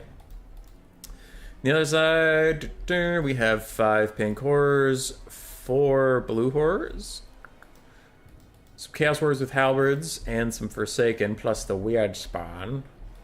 Some Screamers in the Sky. And then, what are you? Chaos Sorcerer, Lord of Tzeentch. Pink Fire, Blue Fire, and the Sword of Change. The Sword of Change, by the way, is funny. It says it recharges if in melee, but only has 1 use, and it starts the game ready. So, that recharges in melee is bullshit. Anyway. On the other side, for Groon and Dandy, we do have some vanguarded scurvy dogs. Other than that, it's a rush build. So it's just depth guard for the coast. That's why I was surprised.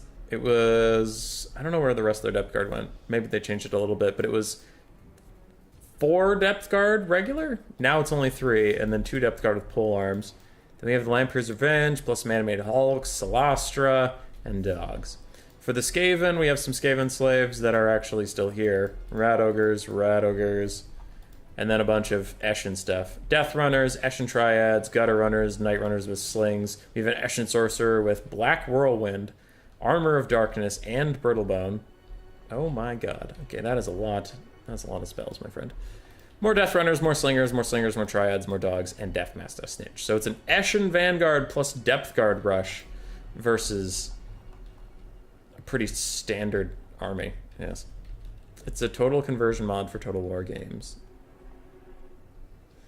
Radios is with the big overhaul mod for a lot of the recent Total War games. Anyone been following the chess cheating drama that's been going on? Somewhat, yes. Yeah, I've heard about it too, but I don't usually watch chess. So I don't know what's going on too much.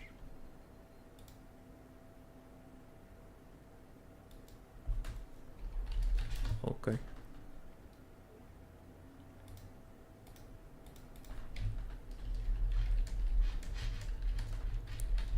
Sorry, someone had a Tourney question. I don't know how I feel about radios for Warhammer 3.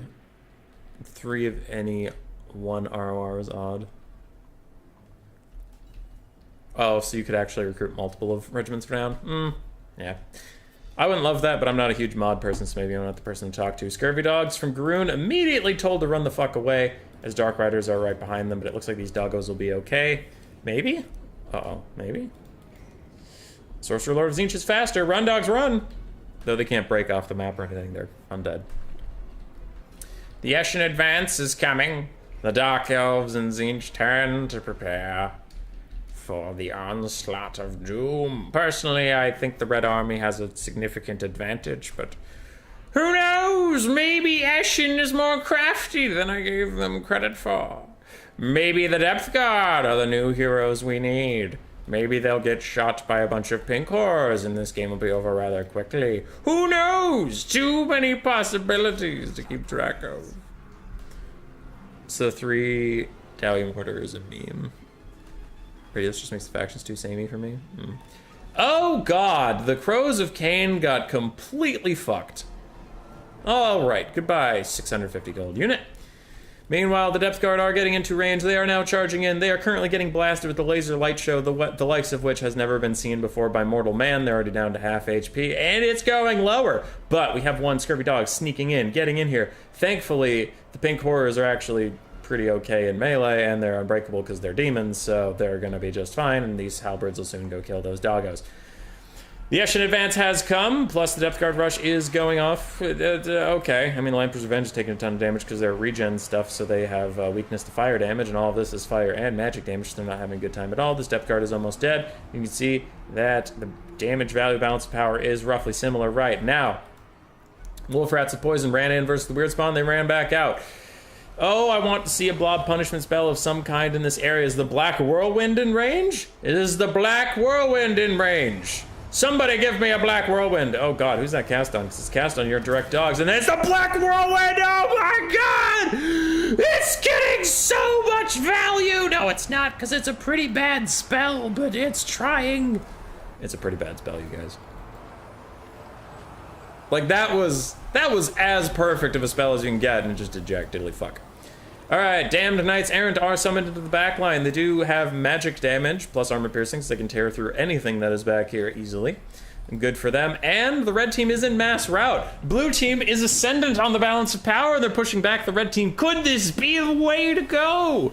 Can the Eshin Rush stand up to the test of time? Now that is the big part of an Eshin Rush. As with all Skaven playstyles, whether defensive or offensive, things always look very good at the start. It's whether you can keep the momentum up is the problem, and Skaven Rushes have a tendency to peter out. They are supported by Depth Guard, and these guys don't quit for nothing, but they are also slow. So if red team is able to reform elsewhere, they can just gun down the Depth Guard without too much difficulty. But so far, this does seem to be going quite well for Grun and Dandy. I'm just going to call you Dandy. I don't know what your name's supposed to be. DM me on Discord if I'm getting it wrong, and I'll fix myself. But for now, Deathmaster Snitch is trying to peel off some harpies, and he's doing okay. Whirl of Weeping Blades is just going to destroy them. And this other one's going to run away too. So the Skaven backline has been kept pretty safe with their slingers and their 360 shooting and all that stuff. We've tons of Rattlers, and honestly, this is looking great for the blue team so far. We even have a Rotting Promethean summon right on top of Pinkor. Celestia has to be careful though, because she... Ooh, actually that is a good point. She's an ethereal in a world of magic damage hurt. Blue Fires of Tzeentch plus any of these Tzeentchian shooters are going to be a really bad time for Celestia, so she has to get the fuck out of here. And they didn't bring a caster that can heal her. The Skaven don't have any healing to give her, and Vampire Coast didn't bring it, so... Have to be careful with Celestia. The health that she has is the health that she has. Rotting Prometheans do need to move forward. Animated Hulks need to move forward. Everything needs to keep pushing and pushing, as it looks like Tzeentch did get pretty safe and happy in the backline here from Hanadins for a little bit. Where's Malice? Where's Krell? There he is. Malice is doing fine. He's okay.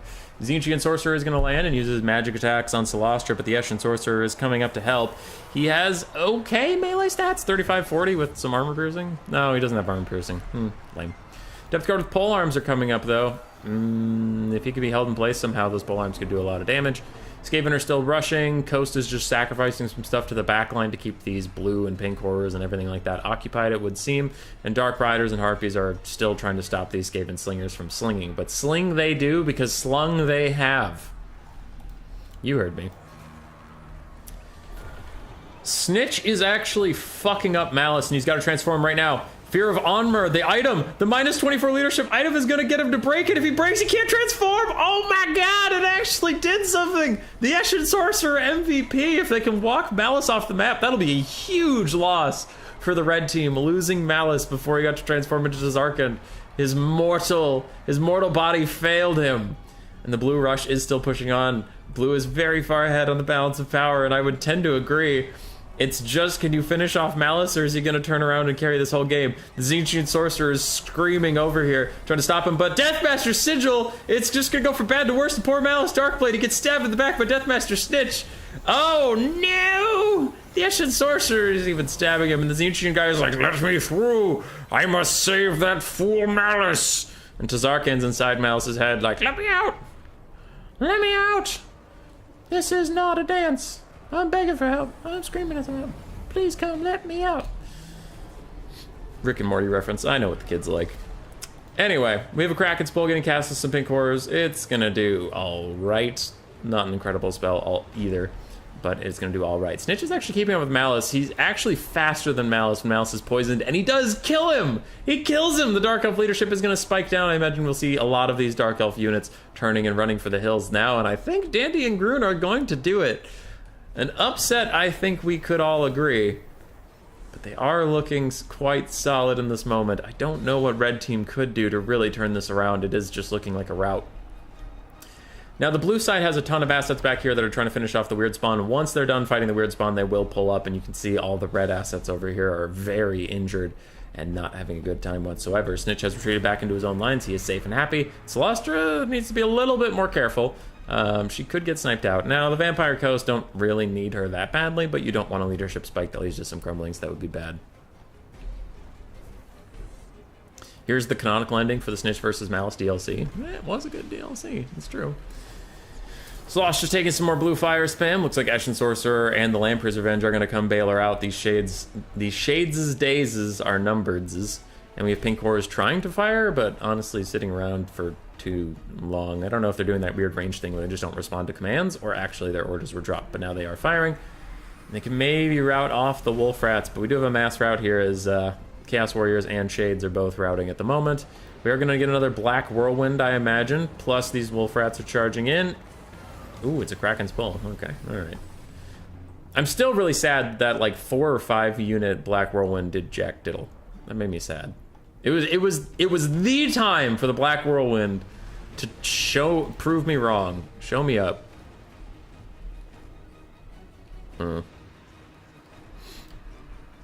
it just did okay. Snitchy Poo is running around chasing some things. Another Black Whirlwind is getting cast. That one I know is Black Whirlwind because there's no way Kraken's Pull is off cooldown. And I do think this game is over. Balance of power is leaning dangerously against the red team, and I don't even think that's just the balance of power being silly. You can see the Dark Elves are in mass exodus except for their caster. Tzeentch's Lord is healthy, but aside from that, we have some pink horrors that are just desperately trying to run away, and Deathmaster Snitch is closing in on pink horrors that have been Black Whirlwinded. But they will escape. For now. And they call it a mine. A mine. Another blue fire cast on Celestra. She's probably dead here with this rear charge. Poke. Crumble. Run away. Huh. Alright, just gonna live for now. Lamprey's Revenge keeping her up. Keeping her healthy. Eshin Triad's chasing off some Shades. And red team isn't giving up without a fight. They need one more blue fire and Celestra's dead. But then, how are you gonna Lord Snipe out Snitch? How are you gonna kill the Master Assassin, Eshin Sorcerer? Sorry. And then, like, look at all this. These guys are so healthy, even if Snitch dies, it's not like they're gonna rout. There's literally no red units over there except for these pink horrors that are about to disintegrate away. Celestra dies. So, yeah. But are like 4 wounded infantry, a full health Tzeentch Lord, and a Sorceress of Shadows really gonna carry this whole game? I doubt. Like, the blue team look like they have an actual army left. Like, look at all this. Look at all this. Look at it. How are you gonna beat this?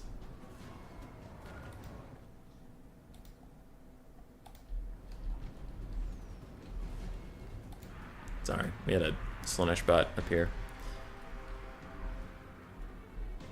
Lamprey's Revenge still trying to chase some stuff down. It is 1,250 versus less than 200. That is a lot. That's a lot to go up against, you guys. And some of these are depth guard. Actually, yeah, some of these are depth guard. Oh crap. But most of them are depth guard. Most of the depth guard are dead.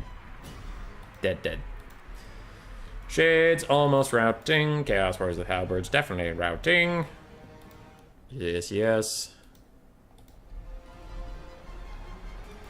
And what is this? What is getting cast upon these guys? Ooh, Brittle Bone. Minus 25% speed. They will not like that. Rat Ogres probably catch up to them. Do some good stuff. How are these Shades still here? Go away! Go away. Hey. You're being flanked. You are almost dead. You're done. 1,140 versus 160. Do have more units breaking. Pull, the halberds are gone, the shades are gone, these pink horrors are gonna be gone, these pink horrors are gonna be gone, and then that'll surely be army losses. There's no possible way the game thinks that a hero and a lord can kill all of this when neither of them is a gigantic demon monstrosity with flapping wings and big axes and such. That is silly. You are being silly right now. Pink horrors are gone.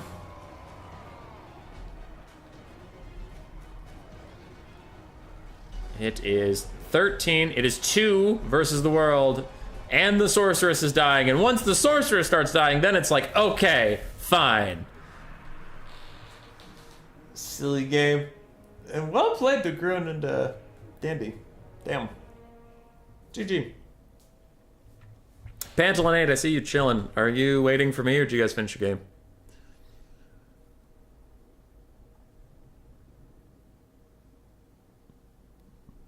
Alright, you guys are talking about that mod.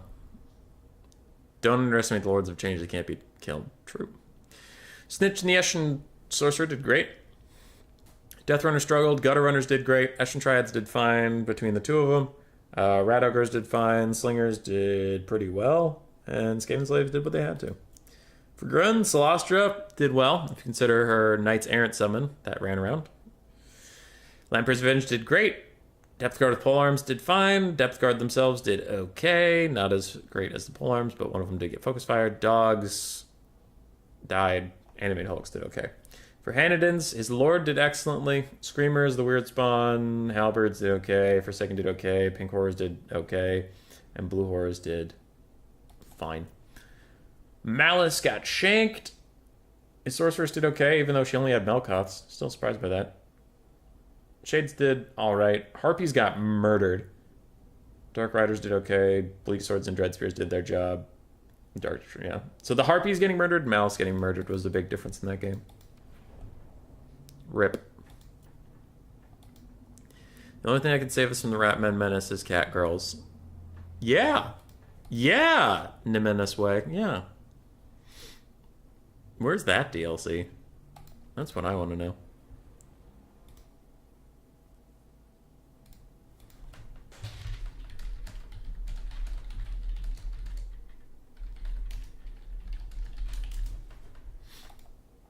Okay.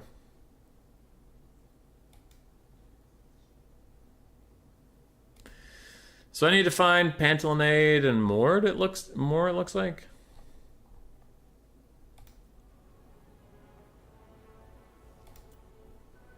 I think.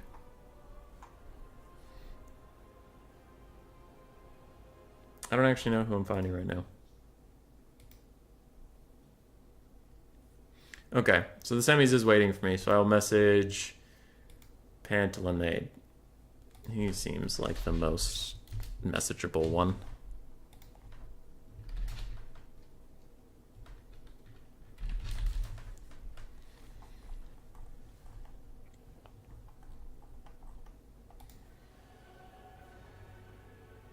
I would guess it's 2v2 EU game, but that's on domination mode.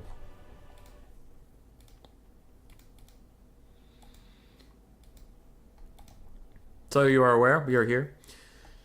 We will be seeing ODM, Pantalinade, and Razel versus ODM, Moore, and Xeris. So a lot of ODM over here. Suspicious how ODM will get to the semifinals. Biased, perhaps? Nay, not even perhaps. Definitely. Shit's rigged. There's the lobby. Alright, lobby, block her up. Done and done. Dwarves and Skaven versus Vampire Counts and Tomb Kings. Now, we missed the Cathay and Skaven game versus the Vampire Counts and Tomb Kings, but don't worry, we get the off-brand blockbuster $4 rental straight-to-video remake. So we're going to roughly understand how that last matchup worked. Just Dwarves instead of Cathay. Yeah. Yeah. All right. Cool. Is the build similar? I'm not allowed to say that out loud. I found out if it's similar or not, but you don't get to know that. All right. They're readying up. The lobby is called Panta Lobby. Thank you, Moore. Nippon could be hit by some weird Beastman curse nuke that turns them into cat people. Tigermen are a thing, though, apparently. Nippon sinks into a single Druki civilization. To their city. When does Team Liquid start investing in Total Warhammer 3? I don't know, man. But I'm ready for their $10 million check at any time. I am officially the greatest content creator of all time. And that's why as we load in, I am going to grab myself a beer. Beer.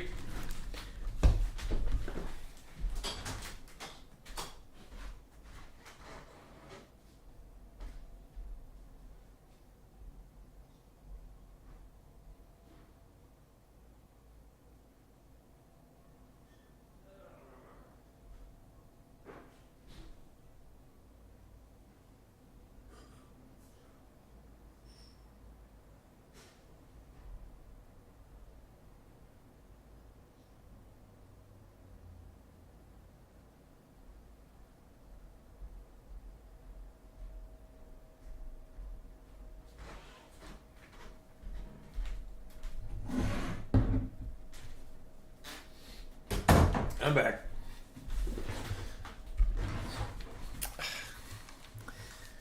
This stream is sponsored by Heineken Zero. Do you have a genetic liver condition that means you probably shouldn't abuse your liver too much, but you do like the taste of beer? Heineken Zero. It's pretty much beer. It's close. It's almost.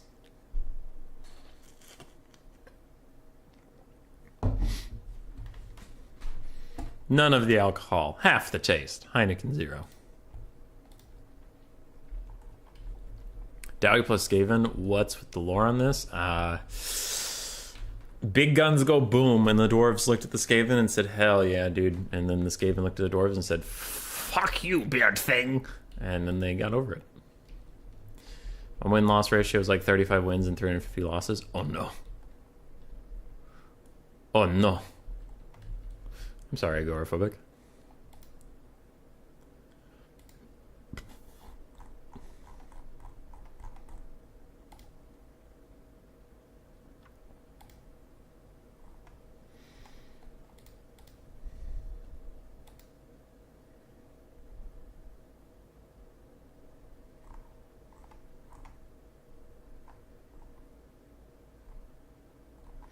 Okay.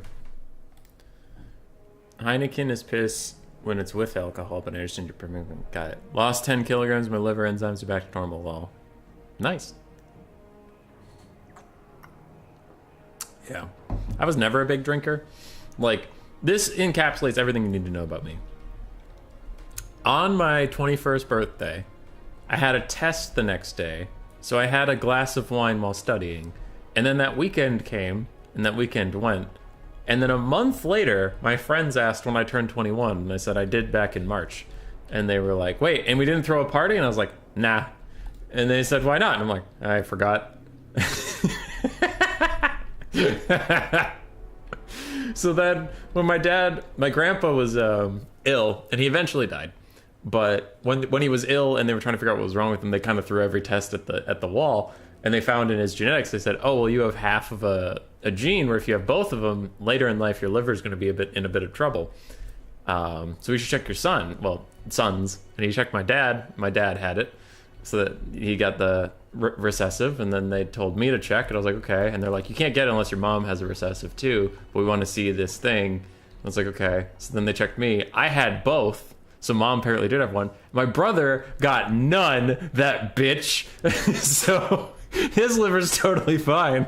And they turned to me and they're like, okay, you should have like a drink every third day if you want one. Never drink more than like 3 or 4 in a row, like all this shit and whatever. And I'm sitting here like, okay.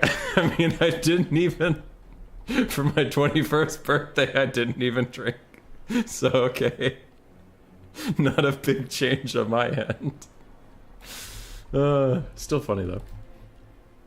Because what's extra funny to me is my brother lived in Japan for a bit teaching English, and he liked to go. He wasn't a huge partier, but he'd like to go out with his friends at the bar and like get pretty fucking wasted and go home and stuff. And I was just never really into that. So of the two of us, the one who uses his liver's gonna be fine. Mine is chilling. It's been on vacation since the day I was born, and mine's the one that's gonna need a walker in its old age.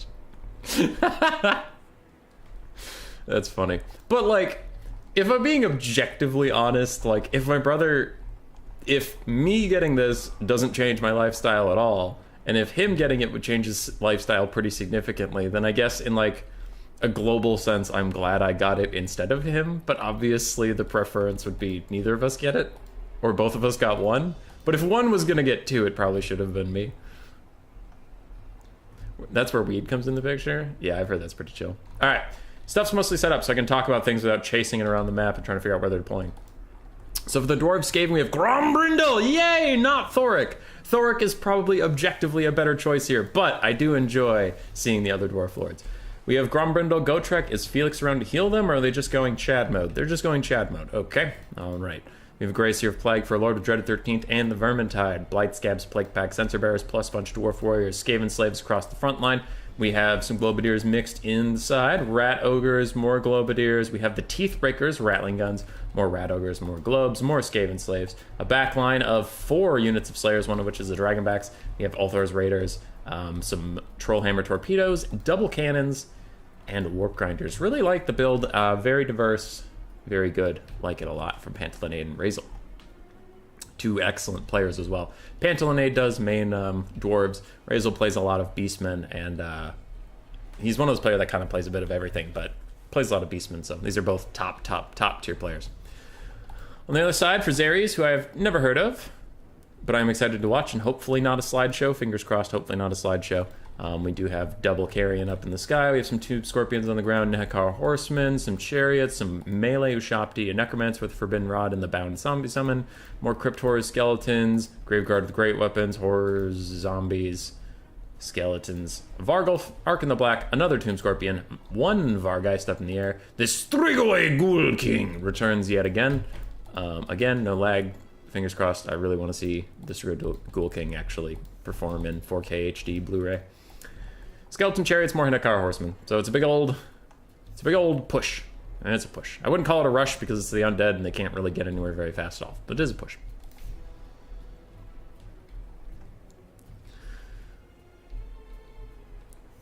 That was lucky, so to speak. It's RNGesus all over again. Yeah. Sounds like a pain. That's where we'd come in the picture. As long as you don't need a transplant, you'll be fine. Is it a liver? You can slice off the half and it grows back. I mean, it would grow back, but it'd still be sick, yeah. Finally, it's gonna horribly. Ask him if you can borrow his liver. I'll be fine. The thing is not my liver's gonna shut down. It's just my liver restores too much iron. It doesn't restore. It stores too much iron. So later in life, when all of our body parts are getting older and less like youthful, then, and also I'll have a whole lifetime of having iron deposits. Eventually, my liver is gonna be so much iron it would suffocate on itself. If we didn't know this existed. But now that we know it exists, they have me donating blood 3 times a year to use that iron up so it doesn't form the deposits. And they're telling me to be nice to my liver so that it's not already halfway on its way out and then I need it later in life. So I'll be fine that we caught it this early. It's going to be fine. It was just funny. This is one of those things that would be terminal if they found it when I was like 50. You know? Because then it's too late. It's like, well, your liver is like half iron, so you're kind of fucked now. But yeah. It's called hemochromatosis if you want to look it up. Anyway, we are off. So far, the slideshow has not come back. Cannons are teeing off worthlessly on the infantry. They really don't want to be shooting infantry, but nothing else is in range, so shoot something while you can. But here we go. One of them is going to start shooting at Crypt Horrors, who see they're being targeted. Because if you hit spacebar, I think you can see even if your enemy is targeting you. So as soon as he knows he's targeted, he's going to start running around in circles and trying to dodge that. Dwarves have a whopping 28 value.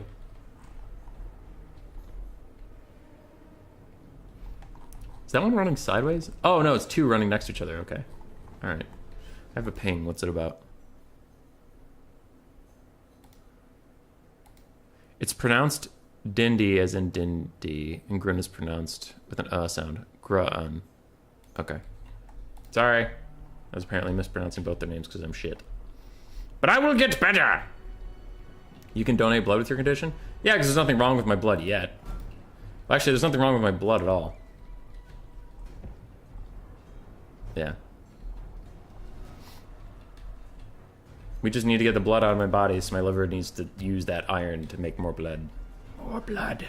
But it's not contagious, it's genetic. Now, when you start getting toxic is when you have too much iron in your blood. There's so much iron in your liver that it bleeds into your blood. Then you can't give blood. But I'm so early along, there's literally nothing wrong with me yet.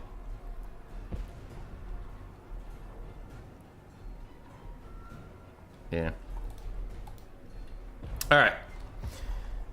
We have talked our way through most of the slow advance. We can see the cannons have been teeing off onto randoms and corpse carts, I guess. Getting okay damage, but we can see the damage value isn't that high, which is mostly the point. All the expensive assets that the cannons really want to shoot are staying outside of their range and just waiting to advance. I am concerned about these Graveguard not advancing. Those guys are going to take 75 years to get up here. Everything else you see that's staying out of range is like horsemen and chariots. They can get here pretty quickly, but those Grave Guard are going to take a while. Don't know why they're there. Anyway, Poison Globes are killing the undead front line that is now standing within range, not quite charging in yet. I would have to ask the players what the purpose of that was. It could just be drop micro, but it seems like a decision to get into range and then chill out a little bit. But, I mean, the Grave Guard are so far behind. They'll catch up eventually, it's just they'll be the only front line at that point. Cannons are still firing, and why do the globes have 0 value? Anybody else see that? Well, why aren't the Skaven getting any gold value? Hey! Come on! Skaven lives matter! Hey, we're getting some gold value. Why don't the globes count? The globes don't count, it's this melee fight. Why don't the globes count? They're doing so much work. Fuck you, Total War. Skaven are great. Anyway. There's a Crypt Horror summon on top of the Teeth Breakers, Rattling Guns, and it's a Crypt Ghoul, sorry. The Crypt Ghouls are going to do pretty good work, but a Seismic Snare from Razel is going to hold them in place while the Teeth Breakers run away. And the Terrorgeist Lord is free and clear. Vargeists land onto Dwarf Warriors, get a quick charge, and then run away as soon as they discover these Ulthar Raiders are sitting there and are going to get some throwing axes to the face. Now, the Undead side charge is going quite well. The flank overload is doing good, and we have Graveguard up here. Meanwhile, the front line still has just been sacrificed to the Dark Gods, but the Graveguard are almost here, and that's what we care about. Skeleton Chariots are trying to get involved as well, but Cannons are making their lives a little bit miserable. Carrion are thinking about getting involved. Vargulf is also coming over, and the Vargeists are coming back, currently being targeted by a cannon. I hear the ding, ding, ding, so I think we have a summon somewhere. Somewhere, somehow, there is a summon. Spirit Leech starts onto the Greyseer. Not a bad target, not a great target, just a target. He's expensive, but he does have spell resist. Bound Scorch comes out, poking down the Skellies a little bit, and the Skelly front line has taken a ton of damage, but the Undead are inevitable, and they are pushing forward regardless. A lot of Poisonman Globadiers are currently mucked up in melee combat, despite their best efforts to get away, and the Rattling Gunners just ran from some Crypt Ghouls and now are running from some Carrion. They just can't get a break. More Carrion are diving in onto the Cannons at this point, and Slayers will have their work cut out for them. Who has his work cut out for it is this frickin' Vargulf that is just getting destroyed right now by Gotrek and the Dragonback Slayers. Oof. Woof ba boof. That is not a good time for that Vargulf. He's probably actually just dead. He is flat out dead. Rest in peace, little Vargulf friend. Dwarves and Skaven are up about 2 to 1 on the damage value, but that is the way things go with both these factions. We'll just have to see if they can hold on. The Greyseer has been getting Spirit Leech, but aside from that, he's actually doing okay. We have a Crypt Horror summon this time. Really trying to get the big guns out to take down the Teeth Breakers and maybe even the Iron Drakes. But there are Slayers here ready to seek their doom. Though being a Crypt Horror Slayer is not really that epic, so I bet they don't really want their doom here just yet. Dread 13th Summon is out. Huge play here from the Vampires, and Tomb Kings, I guess, is the Greyseers getting attacked. If you did not know, there were some changes. There's some good changes overall, that Volkmar and the Greyseer are now not invincible on their bells anymore. More and more units can actually hit them like they should be able to, and this means your Greyseers aren't nearly as tanky as they're used to them being. If they get surrounded by Crypt Horrors or Vargeists or Chaos Spawn, they will die instantaneously, so you do have to watch out for that. We can see this playing out in real time. Now, if the Skaven Lord is sniped out, this could turn into a big problem. While the Dwarves and the Skaven are doing okay for the moment, Skaven leadership is notoriously fickle. And it looks like they're already struggling as the box has been breached by the Undead on both sides. Dwarves are having a hard time fighting their way out of this. Their Skaven compatriots are trying to punish as many blobs as possible before they get shut down, but a terror route comes in from the Greyseer. I honestly thought he was ITP. Don't know why I thought that, as he is terror routing away, away, away. Ark and the Black and the Strigoi Ghoul King are moving in for the kill. Bounce power has shifted in favor of the red team. The blue team is just trying to keep any form of ranged assets alive and fighting. And where's Gotrek? There he is. He's over here. He's just chilling, fighting some Skelly Spears. That is a lot of shit going on. There's so many red bodies all over this blue box. Damn. It is tough to see him getting out of this one, Chief. It is. Blue assets are running for the hills. And for range, they just have these Iron Drakes that are now under attack by Crypt Horrors, and they have the Ulthar's Raiders. That is it. Every other ranged asset is completely compromised.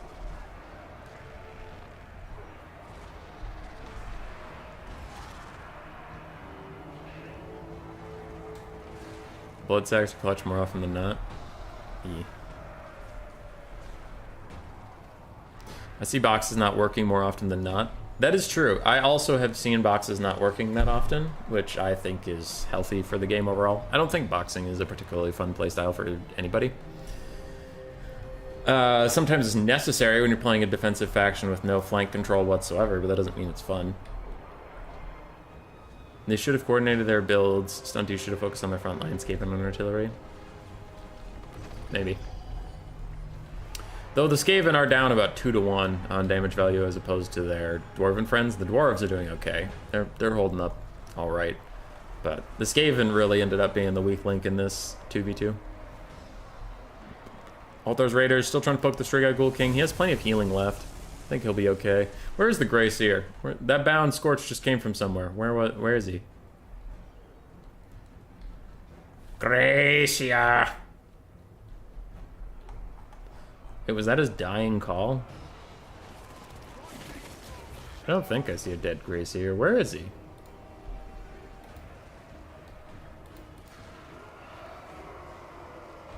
Lord recently died. Okay, so he did just die. He, like, just died. Oh, that's his pile. Okay, yeah, that's a dead Grey Seer right there. Without him, I do see this being a full route.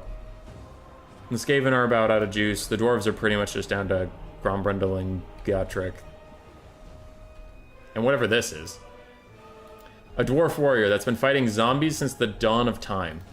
He has 174 kills. Do you know how badass this dwarf warrior thinks it is? And it's like, what did you guys do at the Battle of Random Field? I killed 200 men. And then, like, you go over to, like, the dwarf warriors over here, and it's like, we killed 27. Got more damage value than you did, killing 27 guys to your 200. Just gonna throw that out there. And then Grombrundle killed 5. But what a 5 it was. Silly. Hey, there's still Council Guard. Let's go. They're just vibing. They don't care. Boom. We'll be moving on to the finals. Best of 3.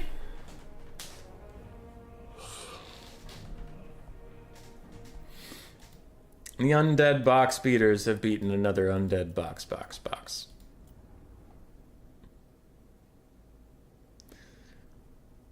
Dwarves not seeing any pressive values until we get to the ranged units. Iron Drake, Troll Hammer, Torpedoes did okay. Cans did okay. Slayers did pretty... Ooh, Slayers did really well. For Razel, Grey Seer did Grey Seer things. Rat Ogres did okay. Globes did alright. And then Skaven Slaves existed. Striga Ghoul King did some stuff. Didn't get good value, but he had some pretty clutch summons. Vargeist ended up doing well. Graveguard Great Opens did excellently. And Crypt Horrors did what they needed to. For Xeres, Arc in the Black did fine. Double Tomb Scorpion did alright. Mostly Disruption. Melu Shopti did quite well. Chariots did not. Cavalry did fine. Carrion did fine. Skellies did okay. And so another grudge gets added to the book. Yes. Okay, so I have to get this right. It's pronounced Dindy and Grun. Grun. So it's Dindy and Grun. I'm gonna hope that I got that right. Hot Ashigaru Sex Chat is back, ladies and gentlemen. It's been here since Total War Shogun 2. And it's back. It is domination mode though, so we shun it. We hate it. We don't hate it. But we do kind of be hating it.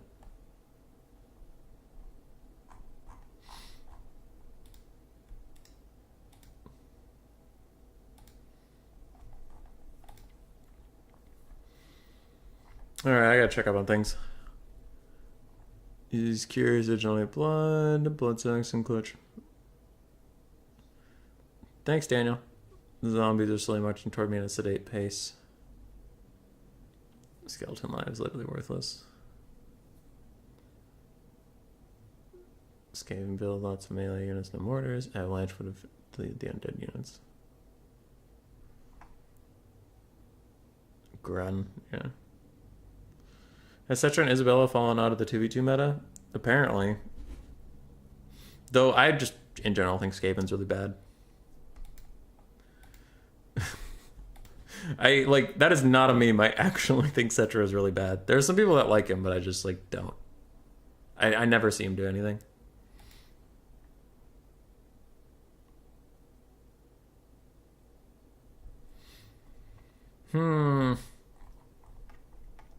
Okay. So there'll be a 2v2 finals thing in a second. I'll message one of the players and see who's hosting it. Who just won? Who's more? So Moore and Zaris versus Grun and Dindy.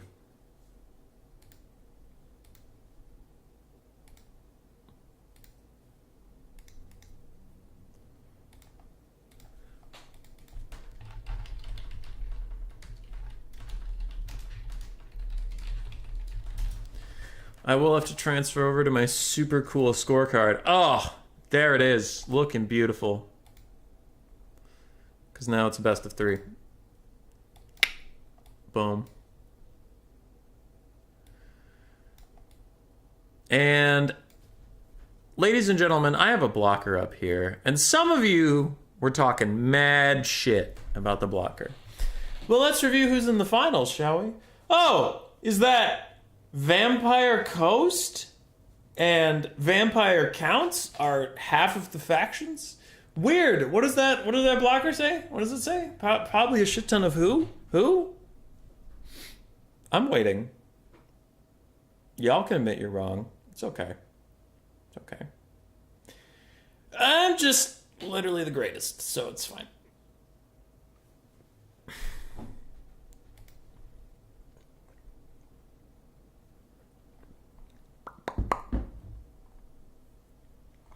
All right.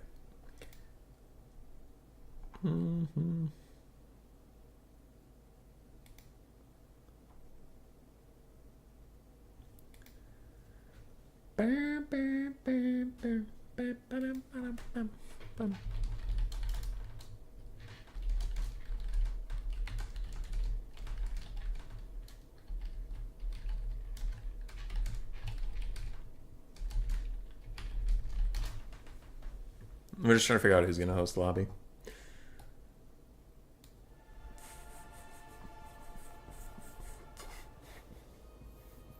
Oh, I have a ping.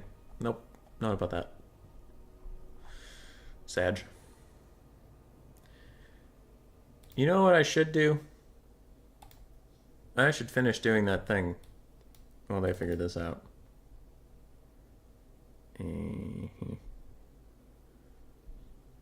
So then, cycle.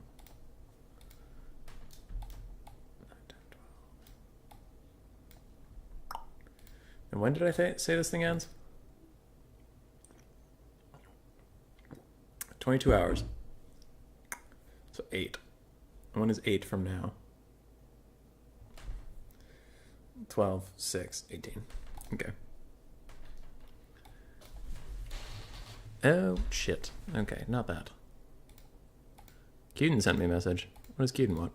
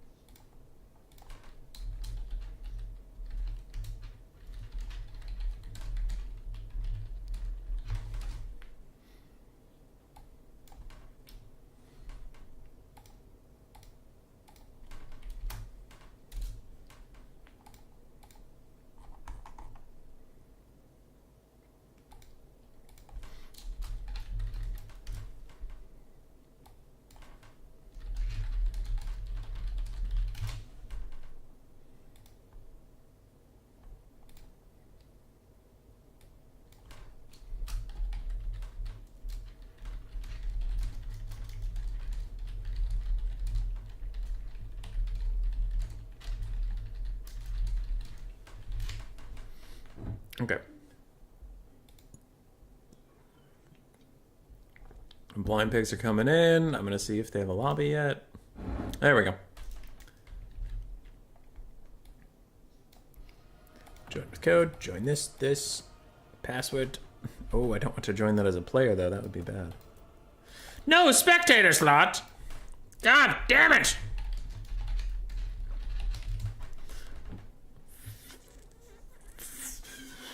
The anger I feel cannot be held. Okay. So, the picks we have are Grun and Dindy are playing Vampire Coast and Skaven versus Tomb Kings and VC. And then it's Grand Cathay and High Elves versus Warriors of Chaos and Lizardmen. And then it's Tomb Kings and Khorne versus Slaanesh and Empire. Interesting. There's not a single repeated faction here. Nope, Tomb Kings. Tomb Kings is the only faction played by both teams. Very strange.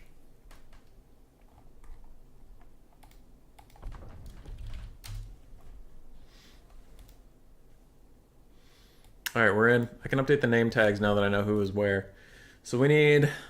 I mean, Moore is always an easy name to do with 2v2. We'll do Moore...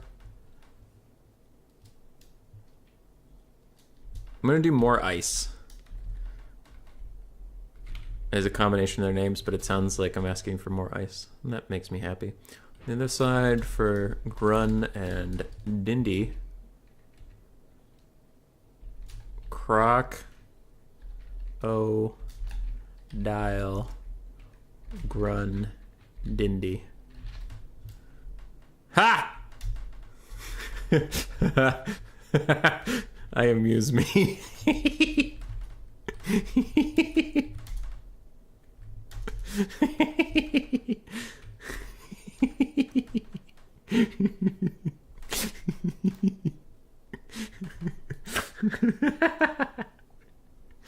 Ah, yes.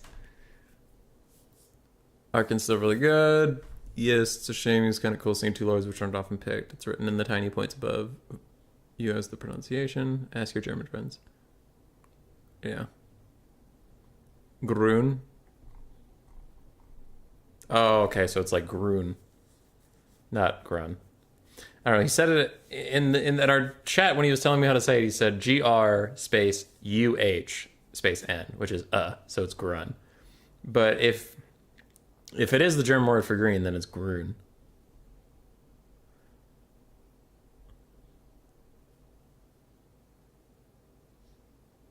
Stream went black? Did it for a bit? I'm not having the stream went black issue, and I'm watching my stream on the other thing. You might have to refresh, my friend. Nems, if you can still hear me. Crumbling needs a massive stat decrease so that units in melee get mulched when their morale wavers. Yeah.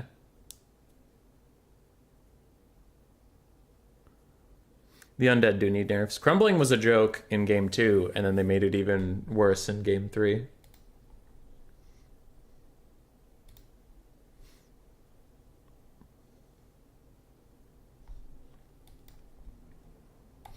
Which is silly. Pod 12. Chosen one.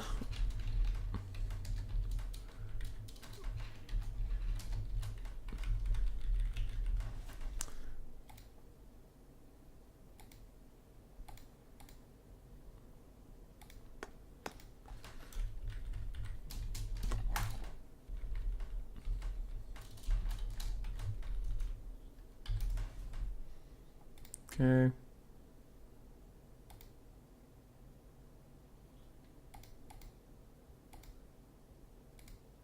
And then flame.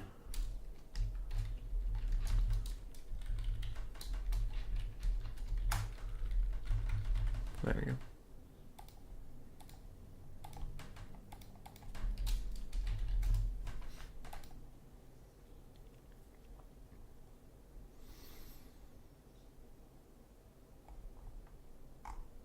Everyone does think the undead need nerfs, which is good, because then at least it's like a dom and a land battle problem. Because if it's just a domination problem or just a land battle problem, then there's a question of whether CA will do anything.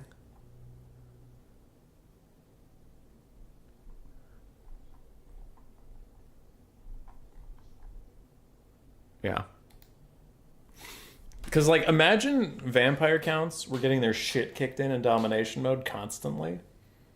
But they were like they were in land battles right now. Just imagine that situation. You know what CA would do. VC buffs incoming! Oh, stretch. The two big cannon factions versus the two big cannon fodder factions. Yeah, though we've seen more and Xeris beat several ranged focused factions in a row. We also saw Grun... Damn it. I'm going to go with Grun because that's what he told me in a private message, but it might be Grun. Anyway, I'm gonna go with Grun until he messages me again and tells me I'm a piece of shit. Grun. Damn it. Now I'm wondering... I'm second-guessing myself! Let me read it again. With an sound. Grun. Okay, I'm going with that. Anyway, Grun and Dindy did surprise us in the Dark Elf matchup they did earlier, where they didn't shoot. They just rushed with, like, Eshin and Depth Guard rush, which was insane. So these two are wild. You can never try to guess the motivations of Crocodile Gundy. I love that name. Crocodile Grundy. But it's two. Grundindy. I could just say his name correctly. Grundindy.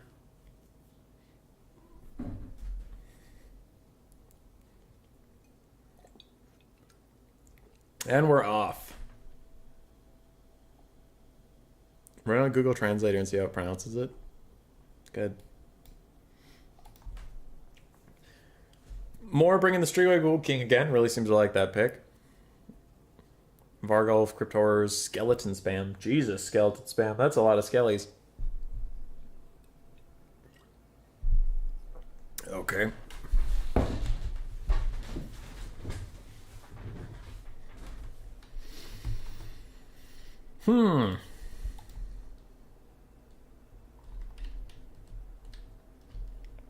What map is this? This looks familiar. Is this Mortis Waste?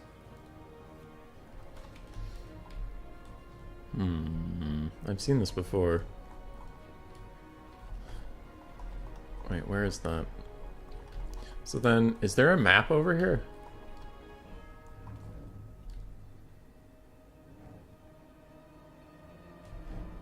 This is a map. This is a different map. What one is this? This looks familiar, because that thing up there... Normally there's fighting around here. Yeah! This is a different map. I don't remember which one it is. It looks like maybe that's Mortis Waste, or I don't know where we are. Because I remember when I was on this map... That's a different playable map. Because when I was on this map, I went wandering because we had a really long load time, and I found these temples. And I found this one specifically. But now I'm on this map, and the temple's right there. Huh. Okay. It all makes sense. It's all canon. Oh boy. Still setting up.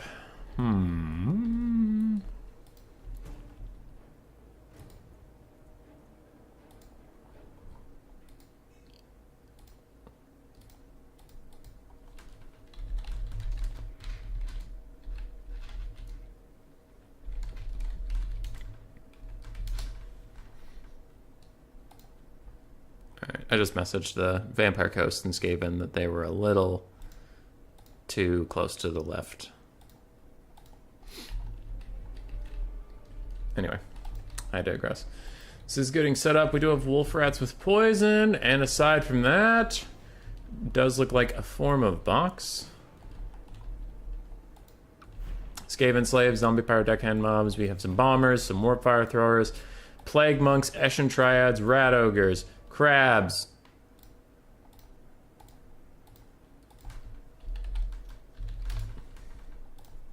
Okay. He asked if it was better, and I said, fine. Anyway. Yeah.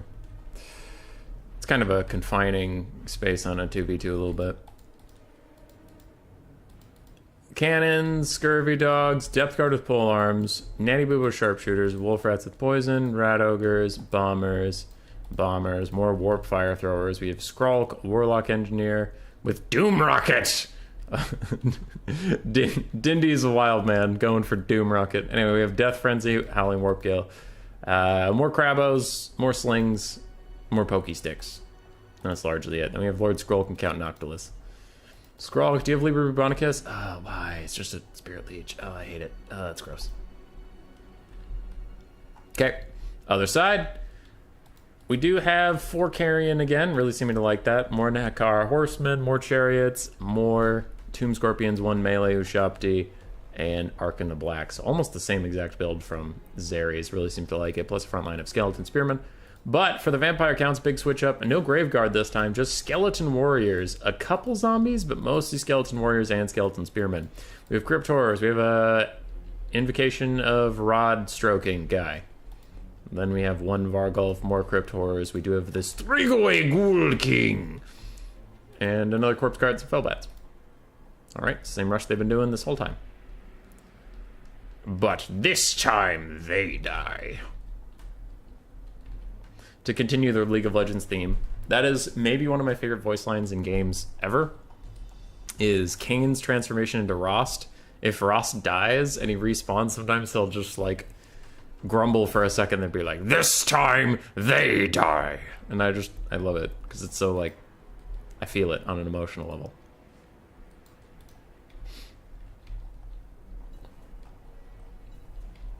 Even Skrulk has a better Liber. Yeah. Liber's real bad now, in my opinion. Like, Skrulk's still a fine lord, I just, like, Liber sucks. Because it's literally the exact same as a Spirit Leech. It lasts 2 seconds longer, so it has 2 more ticks of damage, but it's like, what is it, 200 or is it 150? Maybe it's still worth taking, but it's not worth taking the Lord for Liber. Like, you gotta want Skrulk for other reasons, and then Liber is just, like, an added bonus or something. But it used to be, like, you would take Skrulk entirely because you could fuck up certain matchups pretty hard. Like, Vampire Counts, if they would bring a Cyrene, the Banshee, sorry, the single entity Banshee, Liber Bubonicus could, like, legitimately half health her, and you cast it twice, so you just waste a ton of your opponent's Winds of Magic and healing resources on this Banshee that's going to instantly die. It was pretty great. Now it's whatever. You take Skrulk if you want to foot Plague Caster instead of Grayseer, which I struggle to see why you would.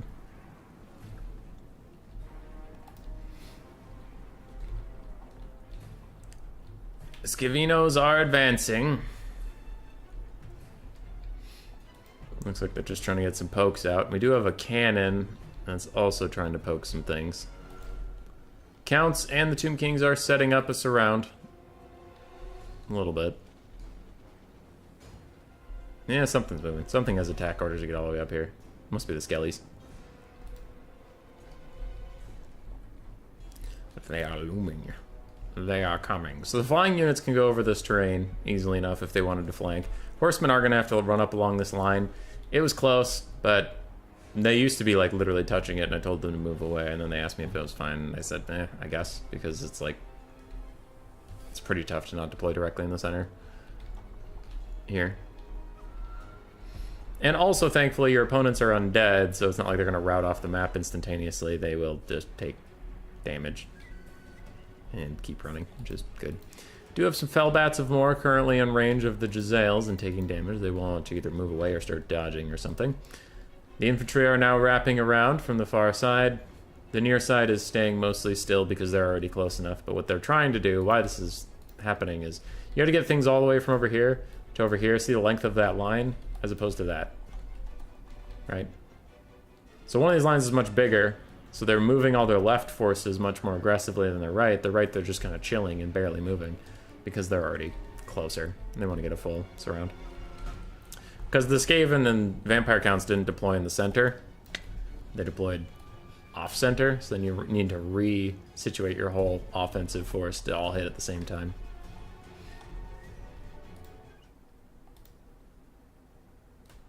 Yar. Warp fire throwers are teeing off onto some zombies, taking that unit down to 1/3 health. Wow, they used to one-shot zombies in Warhammer 2. Like, not even joking, they used to do that, and now they barely do anything. Warlock Engineer runs forward. I think he has his... Yes, he does. He has his Mortis Engine effect. I just realized Skaven have 2 casters and 5 spells between them. That is too many spells. That is too many spells. You're not going to get all those spells off. Come on. Bombers and warp fire throwers are taking out their vengeance on the front line, but now the flyers have advanced. It looks like they are just going to dive down and stop some of the shoosting from occurring. Crypt Horrors are taking cannon fire / Jezzails. It looks like the Tomb King's cavalry is now moving up. Ark in the Black is nowhere near the fighting, though. Last game I doubted them for how long it took them to move up some of their assets. I guess I will just wait and see what happens again. Grumbling could take into account whether the Lord is alive or dead. With it dead, it's lawful to just up and die quickly. Don't know if it's possible, just an idea. Good.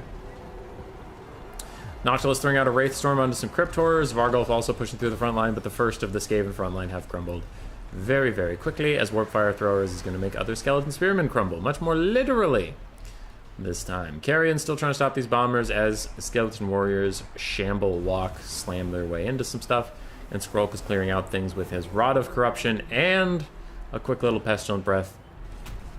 He's really trying to stop this front line from pushing through at all.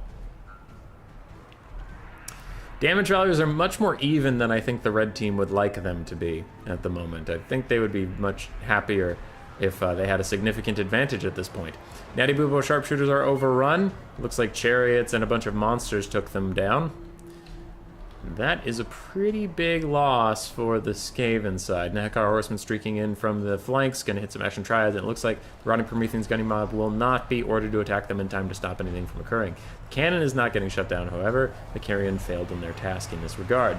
Ark in the Black is dueling a Warlock Engineer. He seems to be pretty happy doing that. Wants to stay away from Count Noctilus, though, which is fair. I would, too. Skrulk is still safe and happy. This flank is going quite well for the blue team, it would appear. The other flank is a bit more of a mixed bag, and the center is definitely going to the blue team as they're pushing through. Damage values are about even if you add up everybody. It looks like 4,400 apiece-ish. But we are in melee, where the red team didn't really want to be. So we'll see if they can hold on.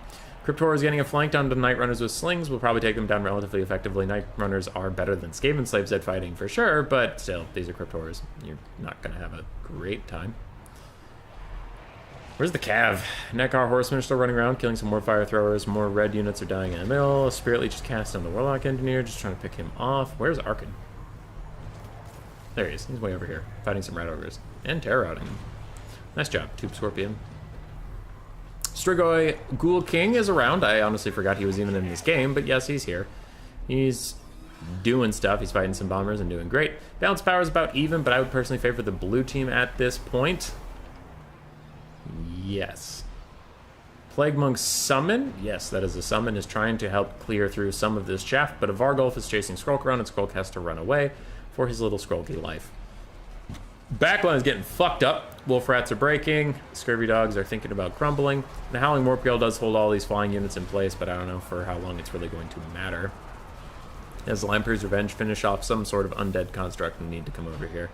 Now, Necromancer and his Forbidden Rod are just doing fine, as the Tomb King's Ushapti Summon is summoned right in the middle of these Rat Ogres, probably going to get them to rout quite soon. Noctilus is untouched and largely is going to stay that way until Arkin can Spirit Leech spam him in the late game, but they might just honestly avoid Noctilus until the hyper late game and just hope Army Losses takes care of him. I think Spirit Leeches would be better spent on Skrulk or the Warlock Engineer, wherever he is, just to actually Lord Snipe rather than try to shoot someone who has plenty of healing and honestly a higher health pool. Yeah, a higher health pool too.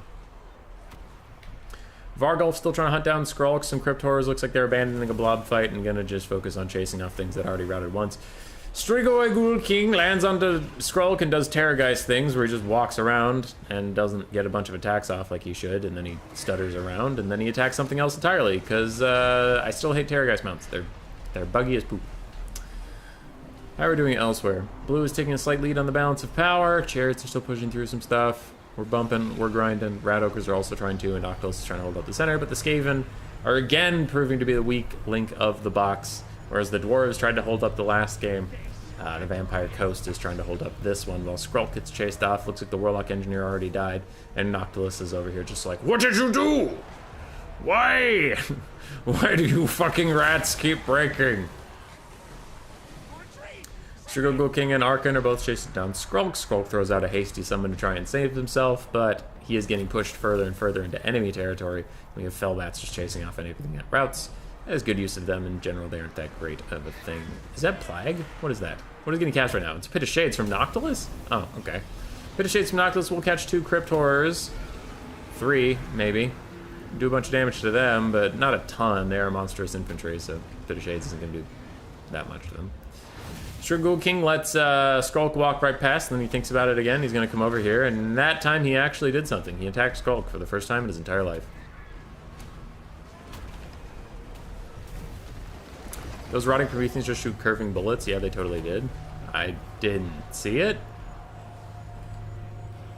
I didn't see it. What are you talking about?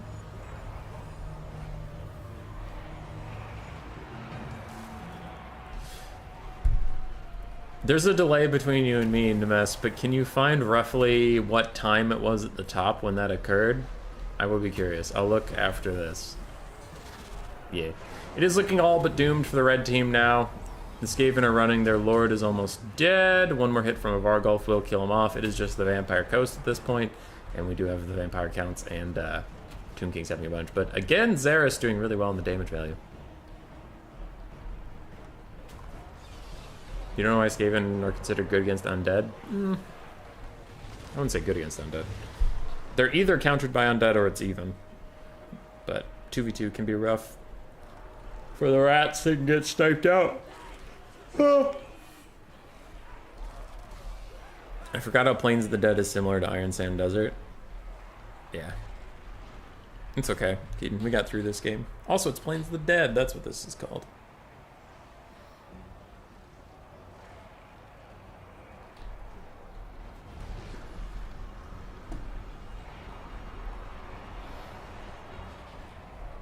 Balance of Power still thinks red has a pretty decent shot. I am skeptical, to say the least.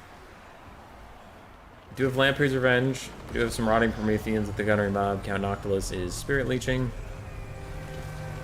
Wait, he's getting Spirit Leeched by Archon. That is the right target for Spirit Leeches from now on. Just drain Noctilus, because he's going to heal cap. We all know it, but you might as well get some of that health off. Sugar Ghoul King has a couple breath attacks he could throw somewhere. I wonder if he's going to get directly over Noctilus and just do it. There it is. Again, good chunk. Just gotta do everything. And we do have some Depth Guard with pole arms. Oh, these are Depth Guard. Ooh, that's kind of gross. Blobbing on Depth Guard. Eek. Let's switch the maps. Next one is Southern Chaos Quakes, and decided to be Iron Sand Desert.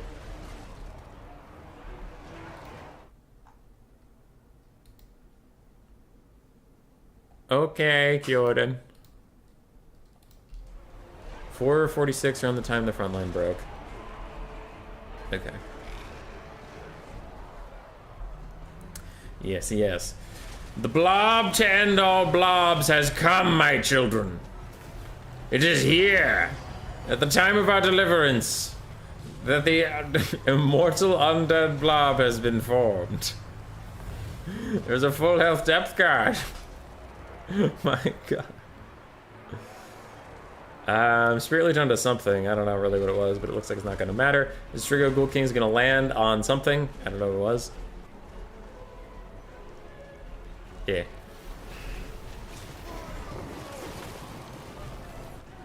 But blue team's probably going to win. We did just lose a Tomb Scorpion. And this full healthy guy right here, this is a Depth Guard unit. That is a very healthy Depth Guard unit running around, doing his best. More Vampire Counts units are healing capped. Strigoi is trying to help out, but I think Army Losses is going to take them before these Depth Guard can really show their quality. Noctilus is getting Spirit Leeched again. Yeah, that's good value on Spirit Leech. What is this?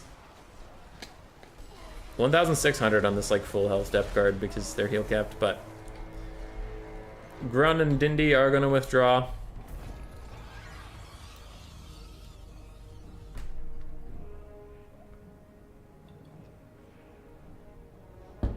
And we will update the score.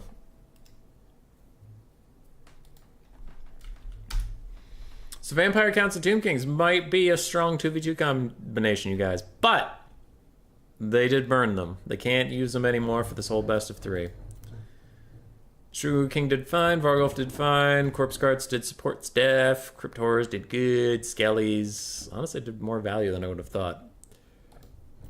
For Xeres, Arkan did amazingly, just spirit leeching down incredibly expensive foot targets. Chariots did well. I haven't seen Tomb King's Chariots do well in a long time, so good for them. Carrion and Horseman did fine, and the Skeleton Spearmen did quite well, honestly. On the other side, Noctilus did okay. The Krabos did great. The Depth Guard did really well. Oh my god. Oh my god. 2,400 on that one. Cannon, they got shut down pretty quick. Bombers tried their best, and the rest of the zombies did okay. For Dindy, Skrulk got 1,100, not bad. Warlock Engineer got 450, including the fact that he's a Mortis Engine. Giselles did okay before they got shut down. Rat Ogres got murdered, but I guess they did alright. Warfighters got mostly messed up. Those guys in Rattling Guns are really struggling in Game 3 to really acquire targets and actually hit what they're shooting at. Yeah.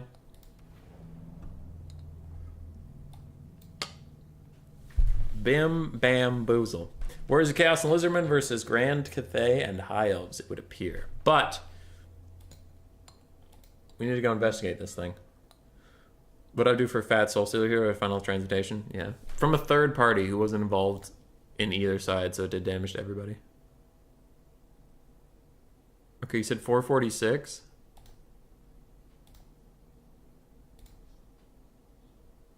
Yeah, okay. 446.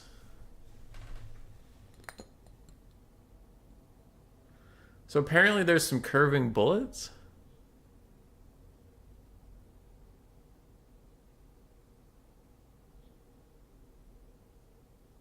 What the hell was that?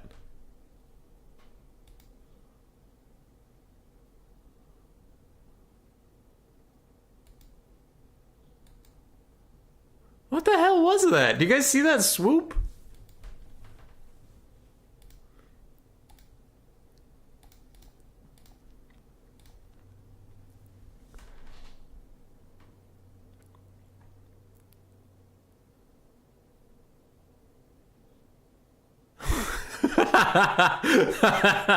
That's such a weird looking thing.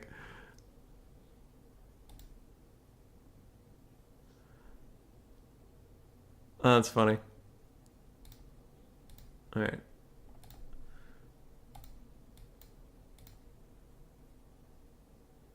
There you go, YouTube. I'll check that out in the replay.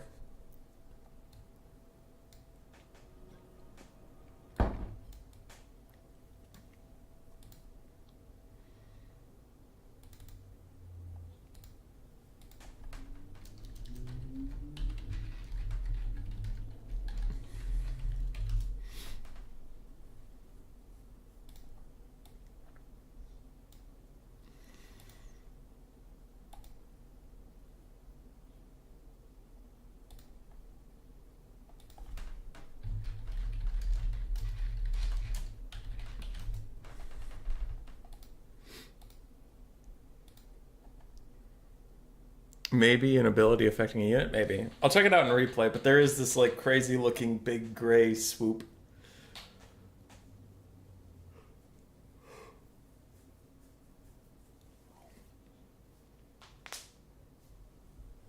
Where'd they go? I don't know.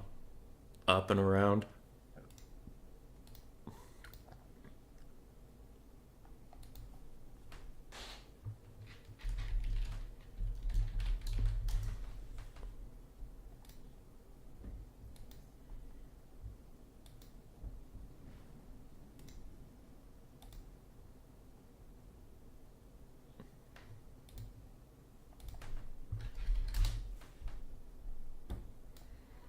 Mm-hmm.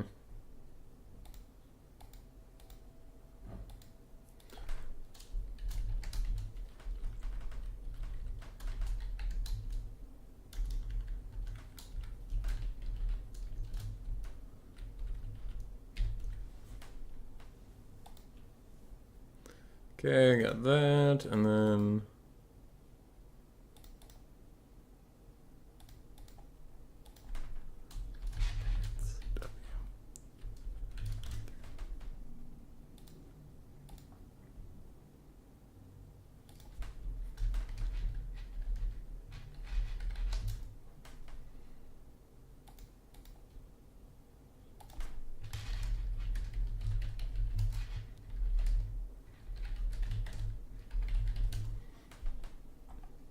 Okay.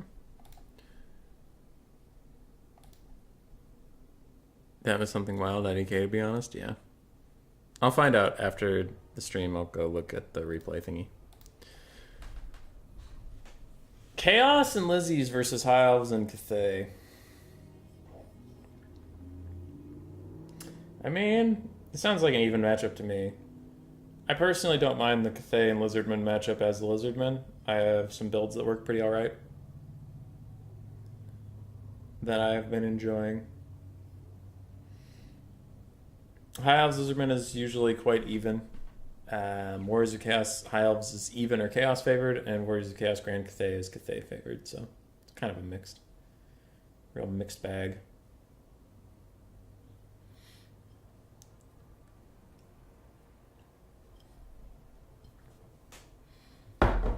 Did I save that build actually? Shit. I might not have. I really liked my Lizardman versus Cathay build. I just need to figure out what it was again.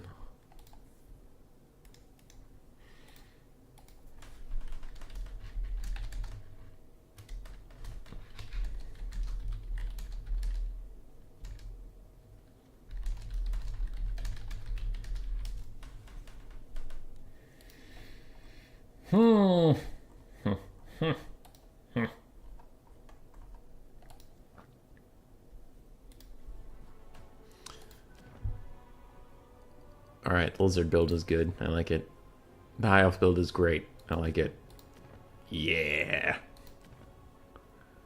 Cathay build is acceptable. I accept it.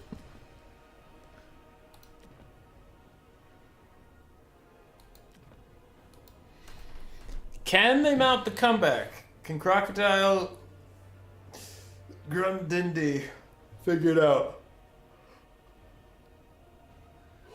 Or more ice win the whole thing? And why am I so yawning? Stop it. It's because I haven't had any caffeine today. That is fair. But, wake up. Silly. I have to go to work after this. I can't afford to be sleepy.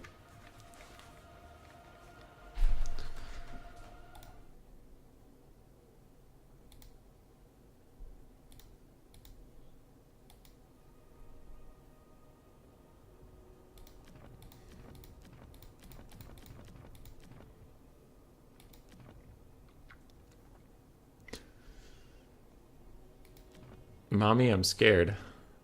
I'm scared of these builds from Cathay and the High Elves. I'm terrified. I didn't think such a thing was allowed. I didn't think such a thing was decent. I didn't think such a thing was human.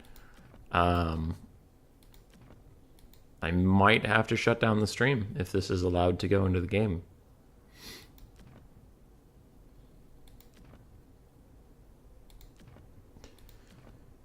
As for Lizardman's side, they've been chilling on 800 gold for a while. I think they're still figuring it out. Warriors of Chaos have been dancing around the same build for a little bit. Give them some time.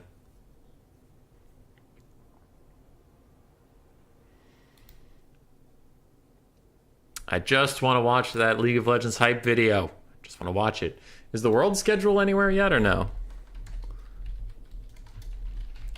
I know it starts Thursday, but did they actually announce who is playing who when?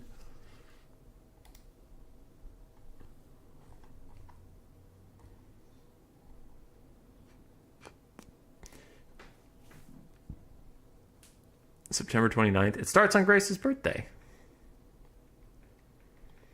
Holy shit. All of play-ins is going to get done in 5 days. That is a lot. That sounds like a lot. Okay. If it's not Imric and Meow teaming up, they have wasted the potential. Holy shit, you're right.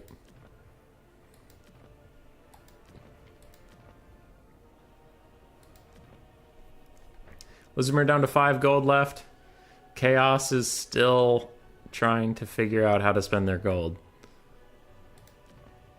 But I think 3 of the 4 armies are ready.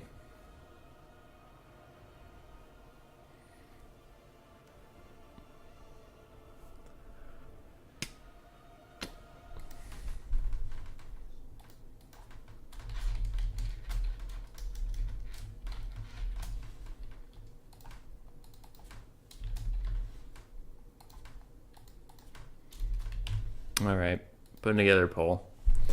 We need a poll to distract the masses from the build phase. Uh-oh. Chaos has more money than they did a minute ago. That's not good.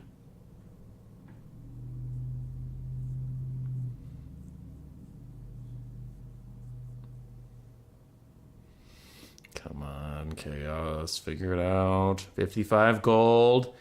You can't do anything with that gold if you wanted to. Spend it on chevrons. You can do it. Come on, Chaos. Do the right thing. Do the right thing. And hit the ready up button.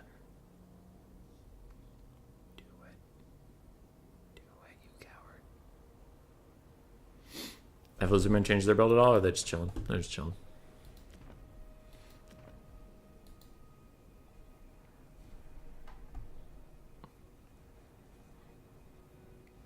Damn it! They have 400 gold again. Ah. Oh, okay. That's one way of doing it. Okay. All right. 80 gold left. That's like 3 chevrons. Oh! Oh! 0 gold spend! 0 gold spend for the Wars of Chaos, and he instantly readies up. That is GG, ladies and gentlemen. Moore and Zerice have 2-0'd. I would like to thank you all for participating today. Why are we going into game? Why even bother? It was 0 gold spend. It's over. Okay, I guess we'll cast it. So Imric has a dragon friend. This high elf build is tiny.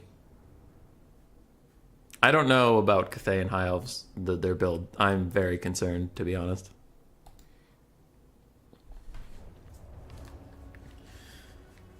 I'm very concerned. 10 votes. 2 of you out there doing bad? Oh. I hope your day, month, year gets better, my friend. Plural, because there's 2 of you.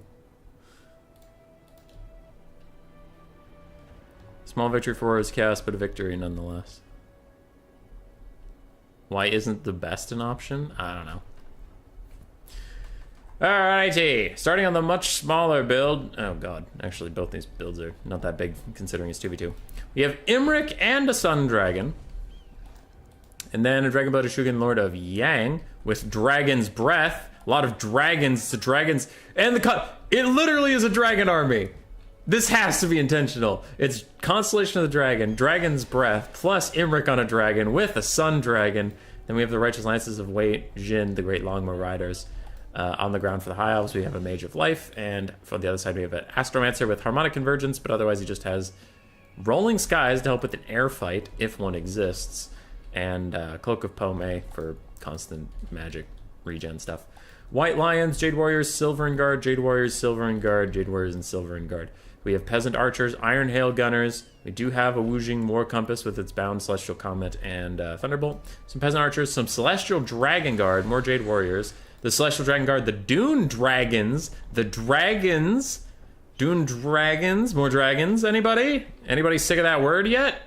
Then we have Valyrian Reavers, and we have Dragon Princes, the Fire Dragons. You guys, dragons? You sick of it yet?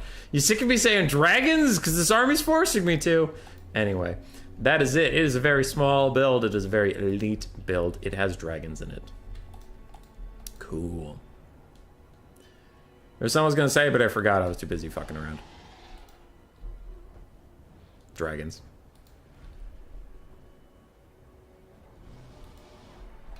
Yep, I forgot. It's gone. Oh, no, there it is. Can you imagine these Silvern Guard sitting next to the Jade Lancers, the Jade Warriors, and just knowing that these Jade Warriors are going to have better stats than you once the game starts? Can you imagine? Ugh. Disgusts me. For more in Xeris, we have Feral Cold Ones, a front line of Skinks mixed with Saurus, mixed with Marauders, mixed with Skinks, and Marauders, and repeat. Secondary line of Chaos Warriors with great weapons and more Saurus. We do have some armored Chaos Trolls. Armored Chaos Trolls, anybody? That's interesting. Triple Marauder Horsemen of Tzeentch. We have a Skink Priest of Heavens with Comet and Harmonic Convergence. We have one Feral Manticore. We have a Be'lakor. First time seeing him today. Pit of Shades, Tehenuin. Wait, sorry, Tic-Tac-Toe. My bad. Glosson Hunters. We do have one Razordawn Hunting Pack for Simdaka and a Chaos Chariot, along with more Feral Cold Ones. Those are the armies. I'm very curious when we hit start on the game how these Jade Warrior stats are going to compare to these Silvern Guard that are right next to them.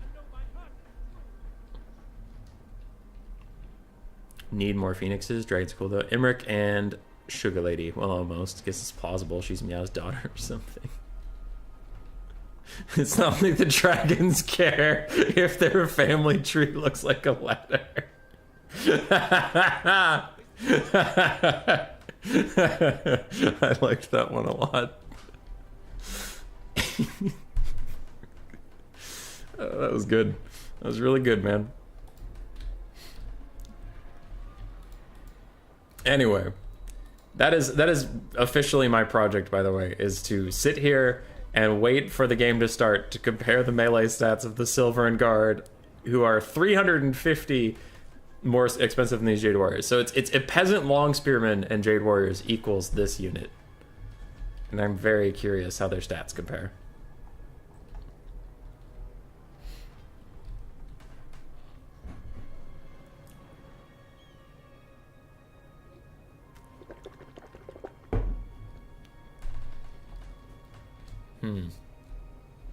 As for Lizardman build and Chaos, I am a little concerned it's going to stall out against the front line of Cathay and the High Elves.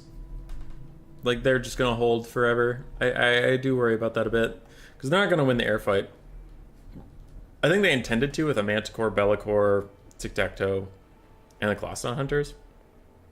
They kind of wanted to dominate the skies and charge some stuff, but that's just not going to happen against Double Dragon with Imric, then the Longmas, ROR, and a Shugi Lord. That's a tall task. I find it more concerning they're like Zeus, catching everything they can with their claws on for a round. Oh, I see.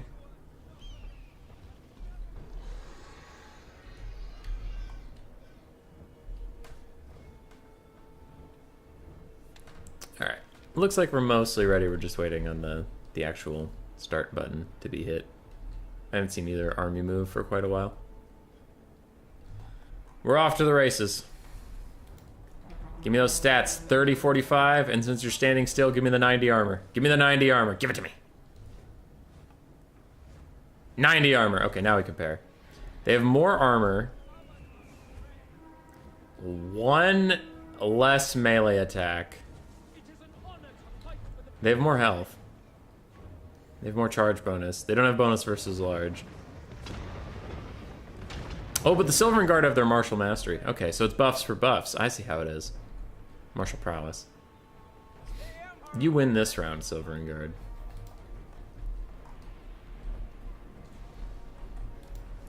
Whoa, what happened to these guys? Oh, it was a breath attack from Imric, probably? Probably. Sun Dragon way missed his breath attack. He aimed for the back row for some reason. Rip. Cannons are still firing. Dragons are going to breath attack as long as the cannons are obeying the attacking rule for them. They don't really need to. It wasn't a breath attack. What killed these guys? Oh. Yeah, that would do it. Okay. Yeah, it was her. Dragon's breath. It's a hell of a drug. Double dragons are going to land on the Marauders, instantly routing them. Though 3 skirmish cav are closing in and Imric and his Sun Dragon have to pull out. But very nice initial play here from the Dragon team. Dragon, dragon, dragon, dragon. So you think you can dragon. Be'lakor is just staying the hell away from the Dragon squad. Tic-Tac-Toe is probably calling him a coward, but also isn't running over to their defense, to be fair. And the Tzeentchian horse archers are taking a bit of poke from the only cannon in this game that can actually hit anything. Fuck you, Vampire Counts and Empire. Your cannons have hurt me too many times! Too many times! Anyway, more breath attacks from the Sun Dragon. Imrik's also will come off cooldown soon, if that one just came off cooldown. And more Dragon's Breath. Technically a spell, but yes, there are 3 Dragon Breath attacks, breath to breath, hitting all of the breaths with the Dragon Breaths. Breath. You know? You know. You understand. On the other side, Mor and Zerai are setting up their slow, cautious push that they have been doing since they were the double undead. Though now you are mortal, my friend, you might actually know the meaning of fear, and you might retreat once in a while, and that could be a problem for you. Cannons are still taking out more skirmish cav. I think earlier they were trying to shoot chariots, but it just wasn't going anywhere, so they switched onto the skirmish cav. A little easier targets to hit. Imrik, it looks like he's considering a dive into the Chaos Warriors with great weapons. I don't know how that trade will go for him. In Warhammer 2, not usually that well, but times are changing. The Fireborn even going to take a free charge onto some Marauders, kill them, and rout them off too. Very, very nice play from the red team so far. I'm loving it. I am loving it. Bound Comet, I believe, from the Woojing War Compass, plus a charge from the Long Marauders is going to take out these Chaos Warriors quite effectively, plus a Breath Attack doing okay over there, plus a Breath Attack doing okay over here, though this Breath Attack was a spell, but it's called Dragon's Breath is why I called it a Breath Attack, so you see there is confusion. Righteous Lances of Wei Jin going to attack a Manticore and Bellicor. They'll probably lose that 2v1 fight, but they'll do well overall. Meanwhile, Razordons and Triple Skirmish Cav and Skinks with Javelins are all making Imrik's life hell, and he already goes down to almost half HP. That is a big damage trade from the blue team. Long Marauders do terribly against Manticores. I learned this lesson the hard way in campaign when I tried to use them to peel off the Manticore summoner. They just don't do very well. Meanwhile, we had a Constellation of the Dragon kill some Chaos Warriors and even do some friendly fire to Silvering Guard, and a Pit of Shades is going to kill some Iron Hail Gunners. So really, it's just a lot of death magic going on all around. Imrik is in this fight, but he's surrounded by enemy troops and enemy monstrous infantry, still taking a ton of damage from all the ranged assets, and he's actually going down quickly. Bellicor's even going to land on him just for insult to injury. Longmas will eventually take out the Manticore, but they are needed elsewhere, so they'll have to come back very soon. Red team is still up on damage value, but it's getting a little dicey as a lot of their important assets, namely Imrik, are having a terrible time. Another Comet comes in this one again, I believe, from the Woojing War Compass, so that will be its second Comet cast. It is now all out. Dwellers below from the High Elves will hit the Razordons and a Skink Cohort and some of the Horsemen. Very nice Dwellers below cast there. And a Regrowth already hit Imrik. I saw it ticking up earlier, so that is a lot of Winds of Magic from the High Elves. They're probably out of gas for just a little bit. And they might be out of gas for this whole game, because the caster that we are talking about is currently getting her ass handed to her, and she will not escape this place. Imrik is trying to fight Bellicor in melee, but that's not working out, especially because he's surrounded by the Colosson Hunters, and the Red Crested Skinks, and Chaos Trolls, and the Life Caster routes, and this could be a huge problem for the red team, but what is going well for the red team is all the blue people are dying.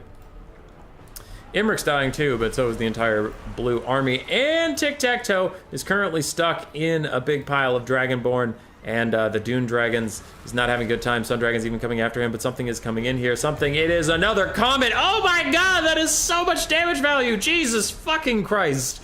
That was a lot. That was a lot. Tic-Tac-Toe is routing and terror routing as another lightning bolt hits, and all of a sudden the Lore of Heavens turns out to be an OP lore that you just cannot beat no matter how hard you try. Imrik's back in the sky, very limited on health. Meanwhile, his Lifecaster and the Shugi Lord are both getting their asses kicked by the armored Chaos Trolls. Is there anyone who's not dying? Is there anyone who's not dying right now? I need a little refuge. I'm getting burnt out on saying everybody's dying all the time. As another Pit of Shades comes in from Bellicor, it is going to hit the Dune Dragons and a Jade Warrior here. That is pretty good. Meanwhile, Breath Attack from Imrik goes off. Shugi Lord is getting away from Bellicor. The Life Mage is not. Imrik's up in the sky chilling, but the Colosson Hunters say, hey, bruh. Hey, you want to go? And they do want to go, and they're going to kick his ass. Imrik is probably going to die. The Colosson Hunters are incredible in the air fight. Oh no, this is really bad. This is really bad. On the ground, things are going okay for the red team. In the air, it is a disaster. And the Righteous Lances of Wei Jin, where are you going? No, you have to save Imrik, you bastards! Oh, thank you. Colosson Hunters Rampage, meaning they do nothing? They do nothing. All right, this Rampage single-handedly saved Imrik's life and saved the game for the red team if they end up winning it, just so you know. The Rampage in place is a disaster. Constellation of the Dragon hits 2 skirmish cav and does okay damage value there. I guess that is fine, but Imric's getting dove on by Be'lakor, and Be'lakor is going to make his life hell. But the Fireborn are here, and Imric's turning around. With the Dragonhorn active, they all have pretty good melee stats. Can they kill Be'lakor? And what is that? Regrowth upgraded onto Imric, keeps him in the fight. Where is the life mage? She rallied, but how? Tic-Tac-Toe also rallied, but also how? She's back, and she's saving Imric, and he's walking away from Be'lakor. The Sun Dragon and the Fireborn are all still fighting, but the Colossal Hunters are here as well. The Armor-Piercing Anti-Large is doing great. The Lights Lances of Wei Jin are also here. Everybody is coming into play. It's the final episode in the final season where you get all the cameos of Remember Me from Season 1. They're all coming back. They do need to get a little more active, though. They need to go help out Be'lakor now that he's in the air with... they need to help out Imric while he's in the air with Be'lakor.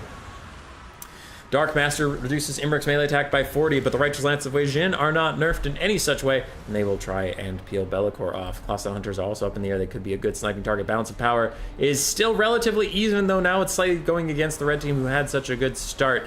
And the damage values also show that. It's about 15,000 to about 14,500, so actually it's not that bad. Be'lakor gives himself Harmonic Convergence and Shadow Shroud to try to run away, and Imric is just stuck chasing a shadow. Armored Chaos Trolls are charging in. Something is here. Is it Constellation Dragon or is it Pit of Shades? Who knows? Who cares? What is it?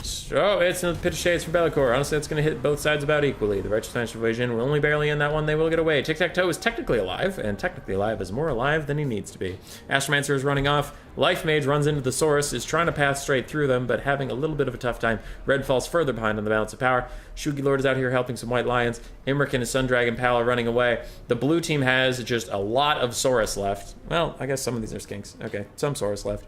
So the blue team has more stuff left. More things. We are at a pause.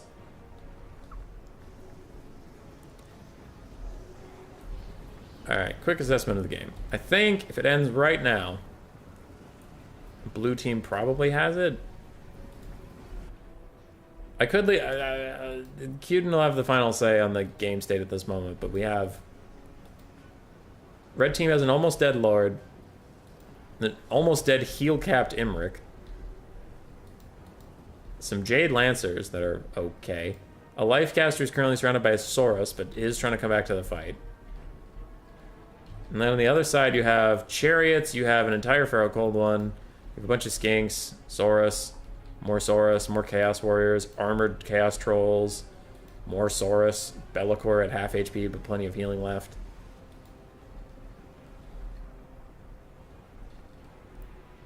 How did Red cast 4 Comets?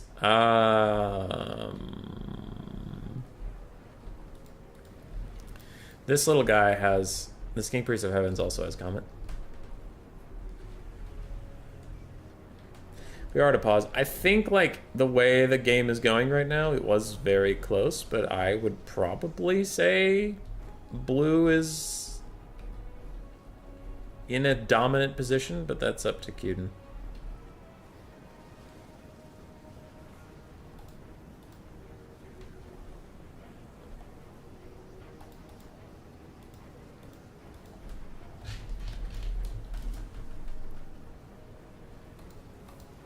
Leaving Imric and that blob getting peppered by the horses was the turning point. It was pretty brutal. It was pretty brutal.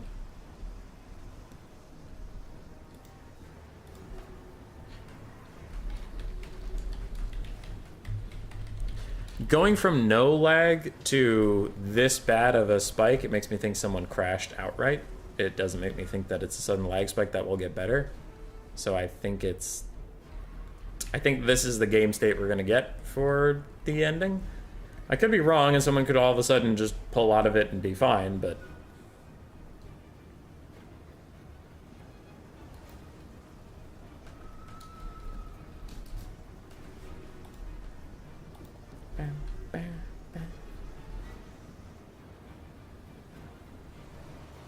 Look at these Saurus, like, flying backwards. And this guy isn't even trying, he's just standing there.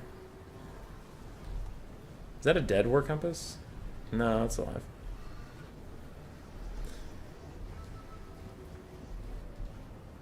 Someone crashed for sure.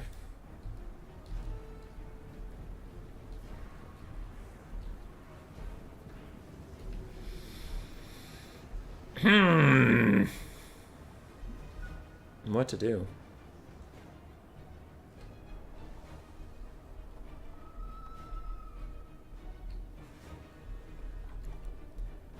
Could sit on my rock and think.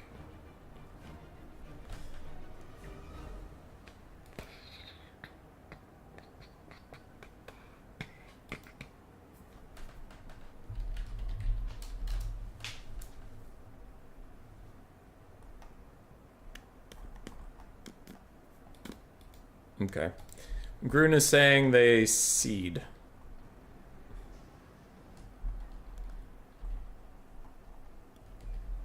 Run. Sorry.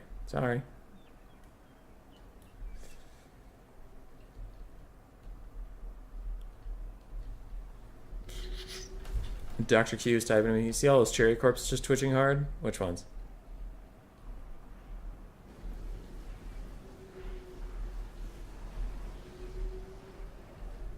Chariot corpses.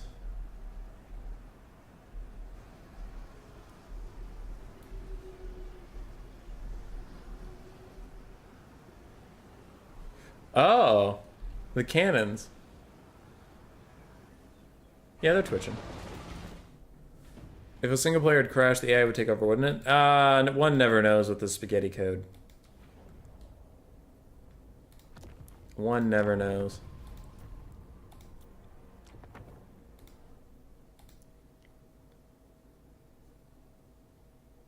From their opponent dropping. I mean, I don't know who dropped, but in the end it said the host left, which was Grun. It will be a 2-0. Well played to everybody. I really, really was impressed with Grun and Dindy. They had an upset win in the semifinals, and then they had a second game that was very, very close with an unconventional build. Liked it a lot. So I do want to congratulate them on how far they got in the tournament. We'll call it a draw. Yeah. They will be today's winners. I am looking for that curved bullet in real time while I kind of do the outro and goodbyes. And thanks to Cuden for hosting this as always.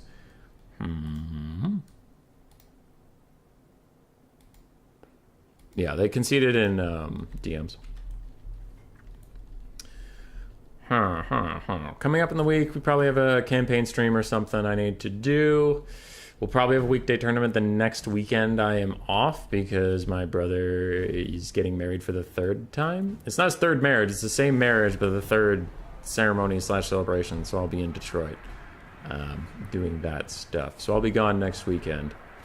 I'll be back Sunday, but I don't know if I'll be doing anything because flying, you never know. Right. I think that's most of the outro shit I have to do. 446.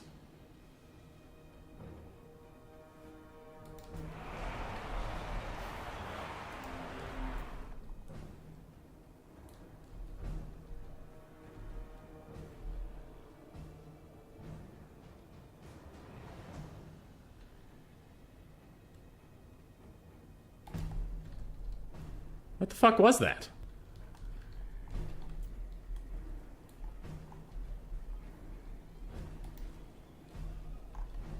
What the hell? That didn't look like bullets curving. It was just weird.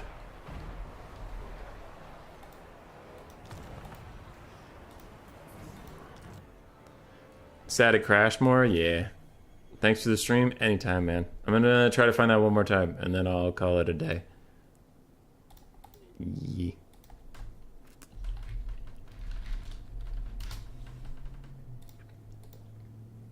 It went down this time? I have no idea, dude. We're trying to find it. It's wild. Because that was on slow motion, it went that fast. Let's fast forward until 440-ish. If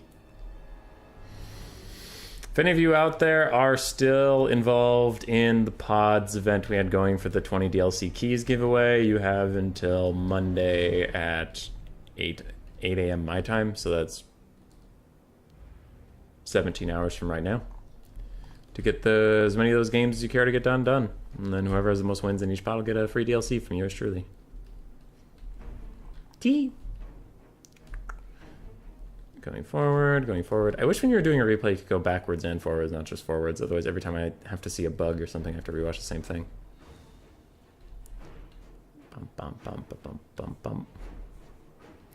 40 seconds. 20.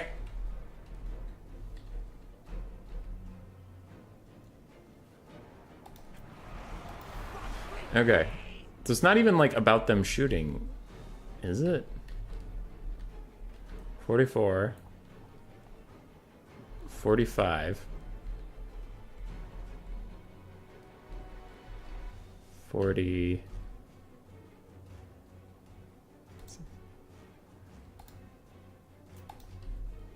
Holy shit, that entire horseman just disappeared! What?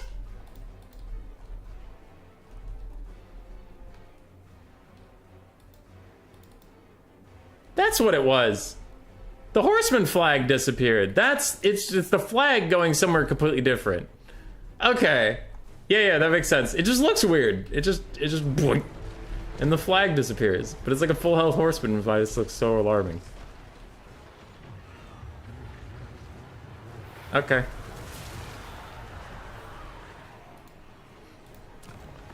We have solved the mystery of the gray thing. It was the horseman flag disappearing, going to a different model entirely.